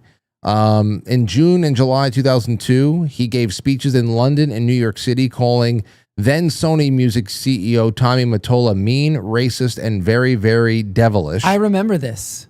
During the protests in New York in July 2002, Jackson appeared with a banner that read "Sony kills music" and told supporters that Sony had tried to sabotage his album. And then contractual issues, Jackson claimed that he had generated billions for Sony and accused them of acting in bad faith, asserting that he was leaving the company as a free agent while retaining half of his publishing rights. And in the speeches, he alleges that Mottola was manipulative and that the company had not properly promoted his work. So, I remember some of those statements, but I thought I was going to be seeing something a little bit newer than 2002. So listen, caller, if anything pops up new, just send me an email, frank@quitefrankly.tv, okay? We'll do so. Thank you, sir. This was a great call. That's cool. Yeah. No, it's a good point. I mean, if there's a million different angles you could approach that from, but what if they just wanted to try to diminish his standing as an artist, because that also diminishes his influence? And people forget when he died, he was on that comeback tour. He was ready to do This Is It, right? That was the whole... It was right before he launched it. Right. Like he was in rehearsals. I think there's a rehearsal out there on YouTube of like the day before he died. Yeah. It's crazy. Well, that's the whole... Have you guys ever watched This Is It? Yeah. I actually haven't. Oh, you gotta. Yeah. That's an incredible... I mean, that was just everything. You just see how still he was, just sharp as everything. Yeah. And that entire movie documentary was about everything that went into planning that final world tour. Yeah. And that never went off. God knows, what the hell it was, but those rehearsals are incredible. You see the attention, the detail. It's awesome to see like all of the inner workings of that level of a production. Yeah. And if you haven't seen this, I haven't seen it in so many years. I love to watch it again. Yeah. And Yeah, I don't know. I wanted to, you think the worst thing you can have is your reputation destroyed once you're gone and no longer around to defend it, especially if it was the complete opposite of how you existed as a human being on earth. Like if you were there to defend and protect children and then you get smeared as a pedophile in death, I mean, that has got to be just it just feels like that record needs to be corrected. I know. Matt, it's 8:30. That means you have to leave? Yeah, I got to go. All right, man. All right, man. Thanks for hanging out, man. Think you. You want to come back next week? You think you might be able to come back next week? Yeah, probably. Anytime. Hey, anytime. It doesn't have to be on a Thursday. If it's a Tuesday, a Wednesday, just I'll text you. Let me know. Also, your niece keeps asking about you. You have to come by and wrestle with her. All right. She keeps saying, "Where's Uncle Matt?" All right. I'm undefeated since '97 against little kids. He's gonna bring a pizza next time. You have no clue what she's done. She's vicious. It's time to wrestle. She's vicious now. So, but man, now you have a new secret move. You got the pizza. That's that. All right, man. Thank you. All right, there goes. Brother. There goes. Just lock the door behind you. Lock us in and set the claymore. Set the claymore, taking out the legs. Let's go to another call. Watcher? Ooh. Wachter? That's my company name, actually. Oh, I'm sorry. Go ahead, caller. My name is Jonathan, actually. It's great. See you had the A-team in there tonight. Just wanted to give a big shout out to Jay Gulinello. My wife is a huge fan of yours, and because of you, our lives have changed for the better health-wise. So big hats off to you, man. We're really big fans and just love hearing everything you offer humanity. So, but I just wanted to touch on the cigarette thing that you had mentioned earlier, and I wanted to bring up kind of an extreme example, but my Nana, who we called Nana, my grandmother, she had polio. She was diagnosed with polio at like 14 years old, and she lived until she was 77 years old. And let me tell you, this woman was not in good health. She walked with 2 canes, constantly broke bones from falling, and just, she had a rough life health-wise, but she smoked Winston 100s back to back to back. And I just kind of wanted to bring up, there's these, sometimes you just come across these old cods that have been smoking cigarettes back to back their whole life, and it just doesn't affect them. And I just want to know what your thoughts might be on that, Jay, and how like people like that who may not even live healthy lifestyles can like go this entire life of smoking cigarettes and it just have no effect on them. Yeah.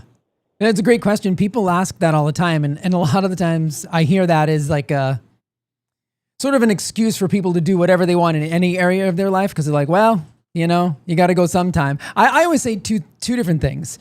One is we never know how long the person would have lived had they not smoked, right? So that's like an unknowable variable, right? Like George Burns will still be alive. It's possible. He'd be 175 years old. Right. Yeah, it's possible. But the other thing is we have accumulated, and this is the real theory of aging and disease and longevity, is this sort of like allostatic load. We are accumulating damage over time, and so. Smoking cigarettes back. So what year was your Nana born? Do you remember? Roughly? Oh, I would say, I think in the 40s she was born. Okay. So there was significantly, it was a significantly different time. So we had better nutrition. We hadn't had we were still 30 years away from the introduction of the low-fat dietary guidelines. So like I look at things in a holistic way. So I would never say smoking. I will say some people are more susceptible to the damage from cigarette smoke, because essentially what cigarette smoke causes is oxidative stress at a pace where the body can no longer triage the damage. So if you have other areas of your life where, there's less damage coming in from the food, coming in from the air, from the environment, etc., the cigarettes are going to affect you less over time. They're still going to affect you. You just may not have the observable damage that somebody else may have from cigarette smoke. So it's really complicated, and it is really a great question. I always do think that a person's life probably would have been better without the cigarette smoking, even if it wasn't the cigarette smoking that actually gave them a premature death, if that makes sense. Right. Yeah, absolutely. It's fascinating, though. Absolutely. And to compound, we found out not too long ago that when she was diagnosed with polio, she was living on a farm, and they regularly took baths in the river, because I know that how they were starting to tie all those things together. I thought that was an interesting note to throw on top there. But once again, huge fan of yours, Jay, and we just love you, Frank, obviously, and thank you for all you guys do. It's great to talk to you. Well, great. I hope you and first of all call in again soon, and I hope that you and your wife come out to a jamboree one day. Yeah, I want to hear more stories about the kinds of things that you guys are changing, because it sometimes sitting behind a microphone and we're putting out things on social media. It's hard to directly connect with people who are taking your advice, and so I just really appreciate it, and I'm glad you guys are doing well. Thank you so much. Really appreciate it. Great to talk to y'all. Have a wonderful evening, gentlemen. Take care. Be well. Be well. Man, I hope they do come out, because I love talking to people like that. Yeah. Hey, listen, the second best thing is getting a free month on Jay's healthreclamationproject.com. It's in tonight's raffle, which we are going to, the super chats. I've been writing everybody's names down. I'm going to be drawing a name soon for Silver, 4 silver quarters. Whoa. And then 3 gold backs, and then a portrait, and a wonderful book, and Jay's health membership, healthreclamationproject.com. Go there. The link is in the description. Go through there. You have access to this guy right here. Q&As, lives, resources, everything you're going to need to get started and to be able to internalize and make the changes in your life actually just a lifestyle, not a diet. Yes. I hate that. No. There's nothing more stressful than, I'm starting a new diet. Don't Don't that. start a new diet. Don't start a new diet. Change your mindset. That's what we need to do. You know, one of these days we should give away a pantry purge. Like, quite frankly, send me out to somebody's pantry and just revamp their kitchen. Yo. Dude. Yeah. I've made jokes about that before. Wait a second. No. That is incredible. Imagine what we can do. We get a sponsor for that. Yeah. We get a sponsor for that, for this one thing where somebody wins a Jay Gulinello pantry purge, and the sponsorship would be able to cover your flight out to somebody's house in the United States, where you then get dismembered and killed. Yes. And we need an insurance policy. I know. Stat. No, seriously. That would be awesome. Yeah. I would love to do that. If somebody, we could find a way to run that contest, and you go to somebody's house in the country and you just empty out their. And obviously we film it for the show, and it becomes a segment, and yeah. I'm gonna send a crew with you or something, or you get to film it yourself. Yeah. I've made jokes about that on some of the lives that we do at HRP, that I'm going to come out to your house and I'm going to, pantry purge. Yeah, I don't know. I think it would be something, hey, we're always trying new things. That would be awesome. I like that. Yeah. Okay, well we'll talk about it. I'll teach you how to make a carnivore pizza while I'm out there. Now that it's been spoken, it's gonna happen. Yeah. Okay, here we go. The east west to west. We said that say no to smoking. Jay Britz, we did this down to the bottom. Taserface says lava lamp love. Yes, lava lamp love. I love it. Great name. Yeah, it is. Troy Man says keep up the good work, gentlemen. Happy Hanukkah. He's trying to win. Oh, I see. Joe Martinez, thank you so much. Shotzi says, good evening, gentlemen. Hoping to win some silver and gold. Silver and gold. Haywood over on Rumble says, Frank, Matt, and Jay are like the Three Stooges without the gratuitous violence. Somebody slap someone, damn it. You don't see it behind the scenes. I know. Jay Semo says, hey, Matt, Jay, and Frank, excellent show. Haywood again says, I caught herpes from laying down on the Quite Frankly tanning bed, so I think that you owe me that silver and gold. What was that? I said something about the tanning bed. There was an outbreak of something. Oh no. It was in one of the old intermission videos. Shit. Scabies? I don't know. Could have been that. Doesn't matter anymore. Waltzy V says, what a great night to have an Italian pizza chef slap your butt cheeks. Have a great weekend, Franklies. See you in the morning. Oh, I love Friday morning streams. I really do. I can't wait for 10:30 tomorrow. On almost all the regular places, Pilled, QuiteFrankly.tv, Rumble, YouTube, and I even pull Instagram Live into that on Friday mornings. Oh, nice. It's just reels, reading the chat room, Q&A, coffee, and it's a lot of fun. That's great. Never lasts more than an hour. It's just it's tight. It's great. We do our Q&As every Thursday night, and we always do them right up to 7:00. And it's the same thing. They always fly by. They're a lot of fun, especially when everybody's active in there, and it's a blast. Over on Badlands, wonderful group of people on Badlands tonight. G. Fontes says, think about the people born from 90 to 95 years ago that lived through 2 world wars, the Great Depression, the Spanish flu, and Spanish-American War, all before they were 40.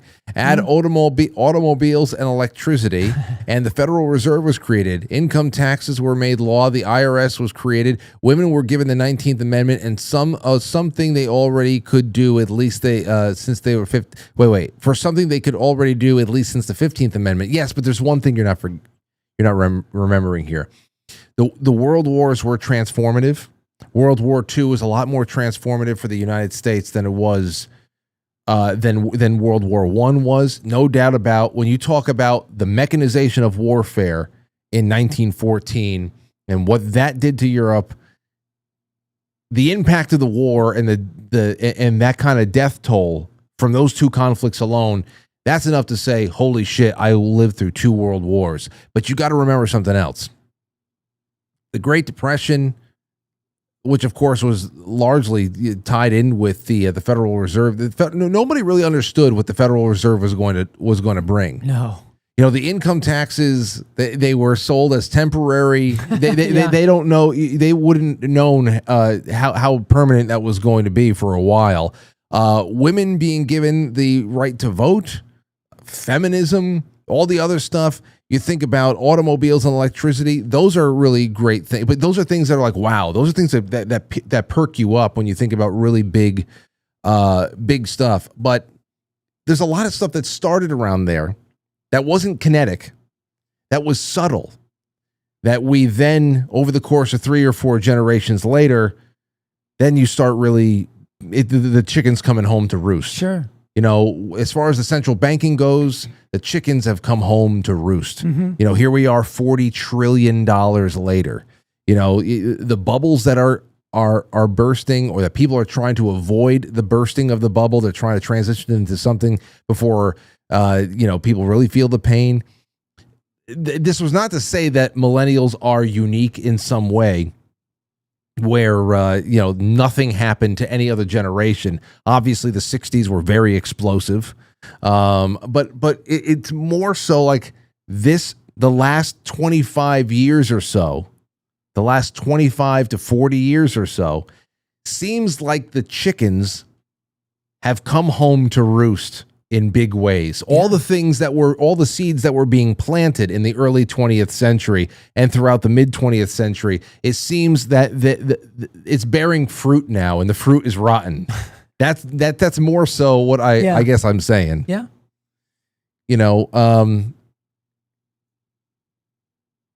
Anyway, there's that. It's so good, so good. Okay. You know what? We're going to get ready. Hold on. Jeff Lamb says, I absolutely can't stand the AI commercials. Thank you. Yeah. They drive me crazy. I know. American Girl says, hi, Frank and Jay and Matt. Sorry I had to lurk while caring for my parents, but I'm listening and enjoying every show. Thank you. Well, temporary lurking is allowed. You are fine. You are fine. Let me put Jeff, American Girl, and Jeff Lamb in there as well with everybody else. Okay. On Pilled, Vesper, AC, Corey, Safety Net, put me in for the draw. Steven and Lori, having pluck on our chicken for dinner, enjoying a few laughs with Frank and company, drooling over them prizes. I love pluck. JR at the lake. Swickly says, my testosterone is throbbing right now. Oh, congratulations. Let's see here. I am I'm so excited to go and watch The Big Lebowski again. It's a great movie. After movie. Last night's show. It's been forever since I've watched that. I can't wait to watch it this weekend. I'm going to watch, I'll watch it sometime this weekend. I'm going to get myself a chicken mesclun wrap. It's got gorgonzola and red onions in there. So good. And I want to try the Pluck Brainz seasoning. It's coming in. Oh. They sent me 2 things. I said, listen, Jay and I would like to do another live stream from my kitchen with the cinnamon brain seasoning. Oh, we're going to make a breakfast for you guys, and we're going to include the cinnamon brain seasoning. It's probably at the P.O. box right now. I haven't been to the P.O. box all week. Yeah. I'll probably go there tomorrow. I'm very excited. So I'll tell you, hey, I got the brains. And you've already had brains because you've had the signal shake. Yes. So you're all set. Right.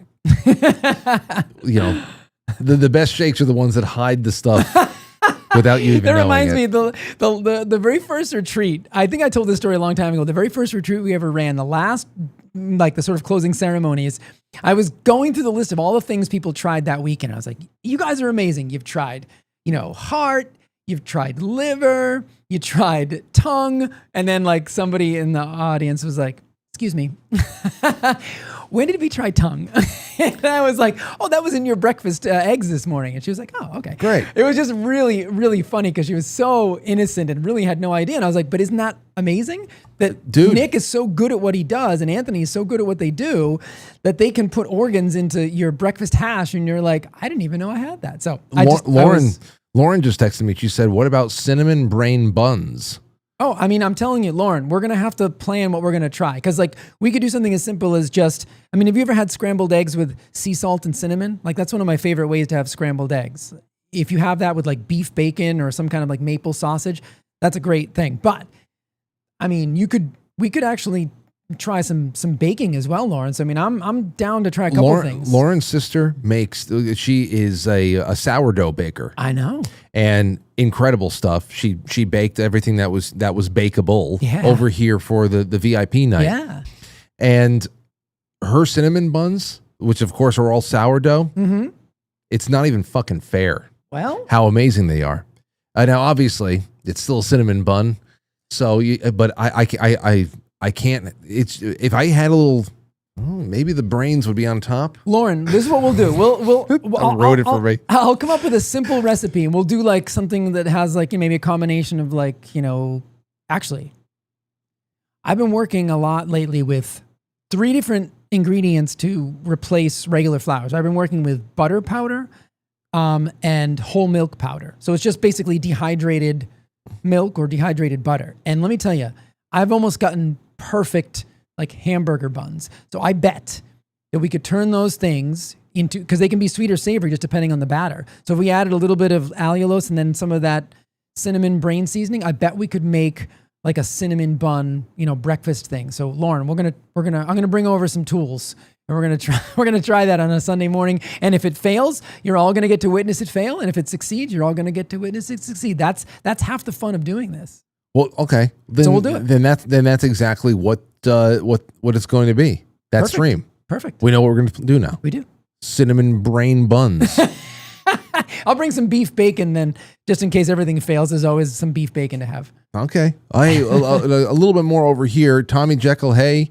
Vesper says still love that first hit of the first hit smell when people used to match a light to their cigarette. Oh yeah, sulfur. Yeah.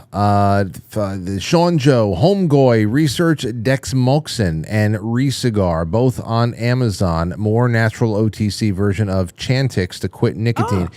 Yeah, Chantix used to give people horrible nightmares. Yeah. When we were filling it at the pharmacy, I remember that. They were trying to quit smoking. And I used to read all of the adverse, the side effect labels. And I was like, holy shit. Yeah. Hearing voices, suicidal tendencies. I'm like, just to... Well, at least I quit smoking. Yeah. Yeah, no thanks. I'm just going to get him some knickknacks. The Sentinel says, so many things, but here are some early ones around Y2K. The euro became the common currency of Europe. The 2000 president's election settled by SCOTUS. And JFK Jr. dies in a plane wreck. Hillary runs for Senate and wins. Oh, yeah. Yeah, we didn't even get into 2001. Jeez. That's crazy. Just the year Y2K. And Lynn, thank you. Blue, NDN, now, Tommy Jekyll, Twisted Six, Willie's Fix It. I got you all in there. Joseph777, Silly Boar, Amethyst Cat. You guys are all in there. I've been typing away. I'll read more of your stuff on the flip side. We're going to start that in a few minutes. I have a few requests for Jay to do. Team Smooth says, just a little tip from over there on Badlands. Thank you, Team Smooth.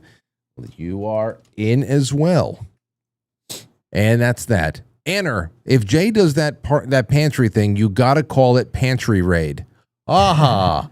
Like Panty Raid. That's it. That's good. That's pretty good. Anner, that you have to give her credit. All right. It'll be a segment that we do. Wow. Yeah. Pantry Raid.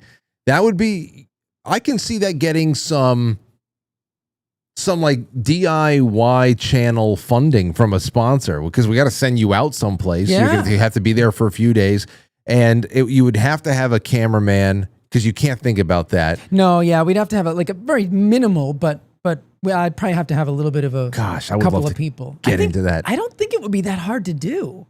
I feel like we could make that happen. In fact, that should be the name of your YouTube channel. It's Pantry Raid.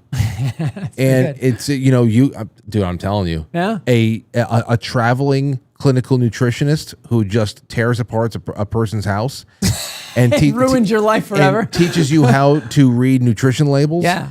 I don't know if there's anything like that on YouTube right now. Yeah. We probably just gave somebody an idea that they're going to steal. Yeah, that's all right.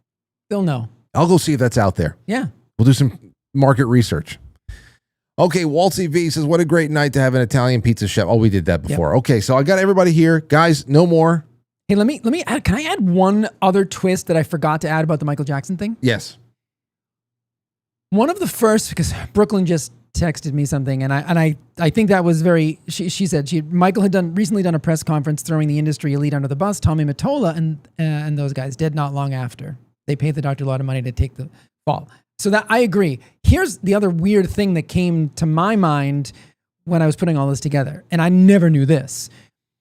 I think Michael Jackson had a long-term, like from when he was a kid, like head of his security, right?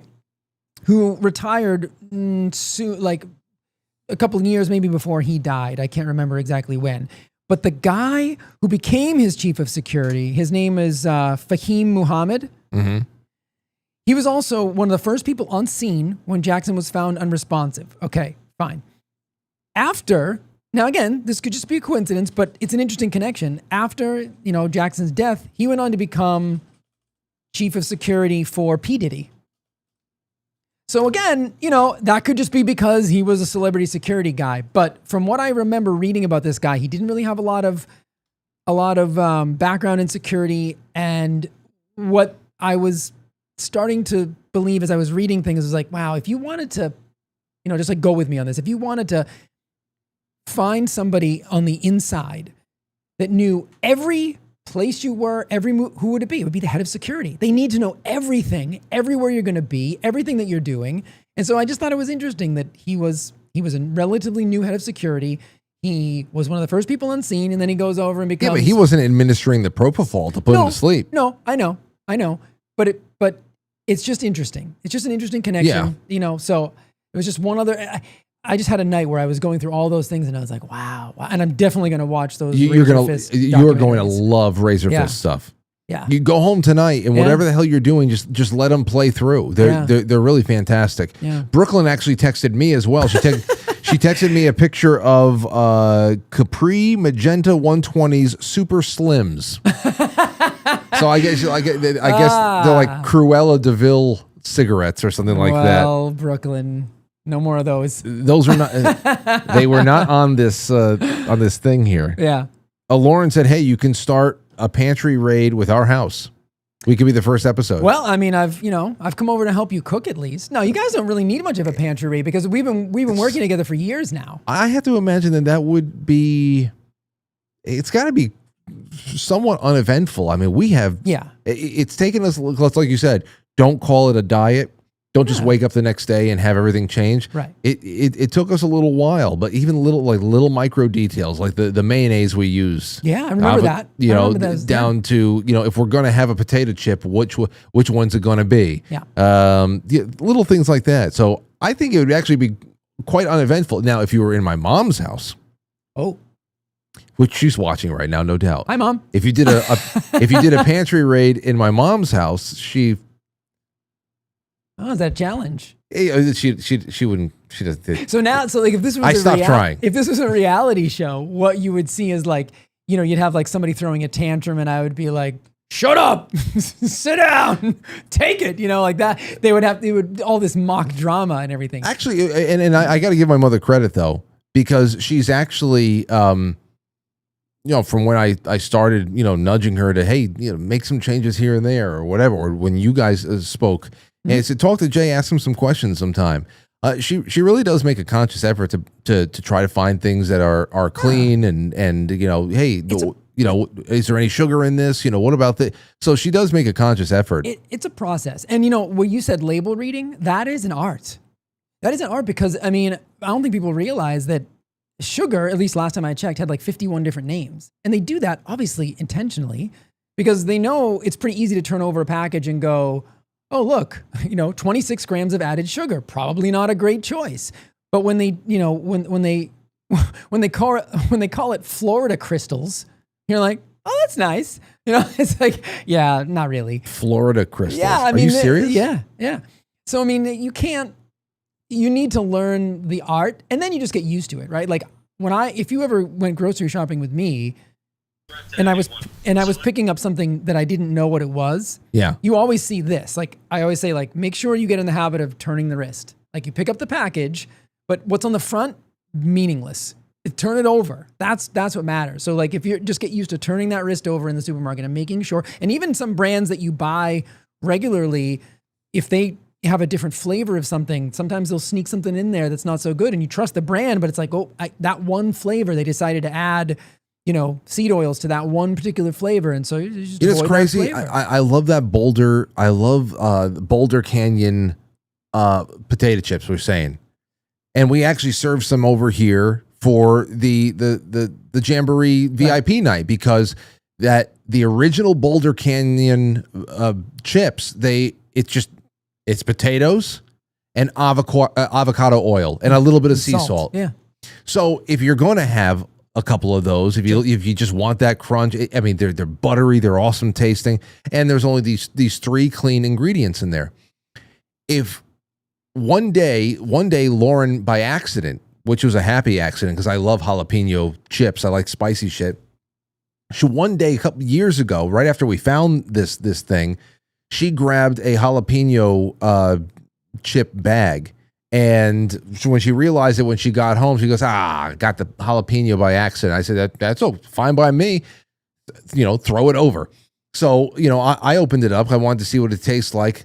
Took the first bite, all the good chip. I turned it over just by adding jalapeno. Like what? Pepper powder? Like what the hell do you have to do to make this chip spicy? Powder it, like shake it up with some pepper. I don't understand. Yeah. There's a seed oil or something else. I know. How can you have the other one be only 3 ingredients? Avocado oil and sea salt and potatoes. And then just to make it a little bit spicy, just sprinkle it with some fucking pepper. What the hell? I'm telling you, man, if you want to, I have no proof of this, but based on what I know about the industry and based on what I know about the financial side and the sort of the profit margins, what I think happens is that they'll put out one product because people don't read. And they find one brand which you think you can hang on to, and then they add that stuff to other brands because it does cut the cost of the other version. So they have one clean one that they can advertise. So a lot of people who like to eat clean, and they know that's a big movement in the world right now. And I was talking to you earlier about that, that recent Brownstone Institute survey that blew me away. I was like, yeah, people really want health in this country. And so the companies go, great. Either they'll start with a product that's made with coconut oil and et cetera, and then once it becomes a little popular and the name gets out there, then they'll cut costs and they'll change to a seed oil, or they make one of their plain versions that's clean, and then the flavored versions will have a bunch of crap because, again, it just saves them money. So it's almost like Walmart, how they can sell a TV in some cases at below cost, and they'll take a hit on that because they know they don't sell a high volume of those, but they make a ton of money on the little teeny knickknack at the register because it's marked up 400% in its higher volume. I think that's what's happening. That makes perfect sense. Because, it's unfortunate. Yeah. But so, they have the one clean product that's essentially subsidized yeah, by the other by ones. all the nasty products that people want more of. Yeah. Again, I have no proof of that, but it's a perfect business model. It could be. It could be. Yeah. I mean, I always thought that was like there's got with the McDonald's dollar menu. You could say, well, what does it really take to make a regular McDonald's cheeseburger? A dollar menu cheeseburger, single patty. What does it really take? The ingredients of that bun, the ingredients of the meat. What's the quality of the meat? Where'd you get it on a discount? So obviously there's already a cost of the materials that has to be lower to allow for this dollar menu to even exist. Right. But then also you have to think that, well, there's got to just be other items on the menu that are subsidizing that and making it possible. Mm-hmm. It has to be. Yeah. So it's probably 2 things for in the instance of I always thought about that. What the hell? How the hell can you even make it happen? I mean, you're a gigantic corporation. There's also that you can probably you're not even taking one on the chin. No. People are just eating it in so much quantities, and there's probably add-ons there too. Yeah. Dollar menu is usually add-ons. Absolutely. Yeah, I don't even think the dollar menu is a dollar menu anymore, right? Is it true? I think so. I think it's changed. Panera. I think Panera just added a dollar menu. Hold on. That makes me worried, though. Panera bread dollar menu. Let me see if I saw that for real. Okay. Panera bread, first value menu. Let's guess, mix and match. A meal of up to 10 Panera favorites for just $4.99 each. Okay, $4.99 each. $5 is the new $1. So I mean, I guess Seriously. I guess so. I haven't seen a Panera in a while. Like I said, I'm still looking for an Atlanta bread company so I can get one of those damn chowder or chili bowls, bread bowls. Get a sourdough roll that is hollowed out and filled with chili. Oh, geez. There was a place, and I can't remember the name of it. There was a place that I used to eat every once in a while in college that was right next to Berkeley. And it was it was like the bottom of the Tower Records. I'm talking like you'd have any idea what I'm talking about. This is anybody who knew Boston in the 1990s. I can't remember the name of it, but they had this like wild rice chicken soup that I would eat on some of those cold Boston days where the wind is whipping through the buildings and it's like 5 degrees outside. I wish I could remember the name of the place, but it was like this little hole in the wall, and you literally just sat up against a wall. Like the only seating, if you wanted to sit there and eat, which I did sometimes. You're just facing a brick wall, and I just remember sitting there like freezing cold, eating soup in college. But it was really good, and I just can't remember the name of the place. Well, anyway, it'll come to you in the flip side. It will, yeah. All right, everybody, click through to Jay's website, get in touch with him, and over there, healthreclamationproject.com for all the reasons why I said before. And just change your outlook on life and food and health. And we're not done. Come over to the flip side. Oh, we got big news. The link is in the description. We have some really interesting news to tell you. If you can't find the link, you can just go to quitefrankly.tv and press play. But let's see who actually wins a month with Jay, and also some gold and silver and a portrait and a book from Jane Barlow. Let's see who it is out of 184 submissions. Woo! Jay, drum roll. And bingo. Nathan W. Nathan W. Congratulations. Congratulations, Nathan. Congratulations. And don't worry, we're going to have more of it, because guess what? I've got silver to give away all week. Wow. And I got more. Is that like $1 million yet? No, not yet. Close. Not yet. Just hold on to it. There'll be more silver, more gold next week. Don't worry about it. And we'll see you tomorrow morning, 10:30 a.m. for our B-Sides chat. And ST, you were included in there. My favorite fellas, it's a trifecta. Yes, it was. Thank you again, Matt, for being here. Thank you, Badlands, for hanging out with us. Well, we're not done. Head over to the flip side. We will see you there. I'll catch you on the flip side. Oh, yes. Thank you, everybody. I put the link in the chat room once again. It's been a wonderful week with you. Thank you for bearing through it. And I'll see you tomorrow, 10:30 a.m. And tomorrow night is going to be Film Club Watch Party, Sherlock Holmes 2009 with Robert Downey Jr. and Jude Law. You're going to love it. You're going to love it. So check all of your members-only platforms tomorrow for that private link. It'll be there by midday. Take care, everyone. Good night.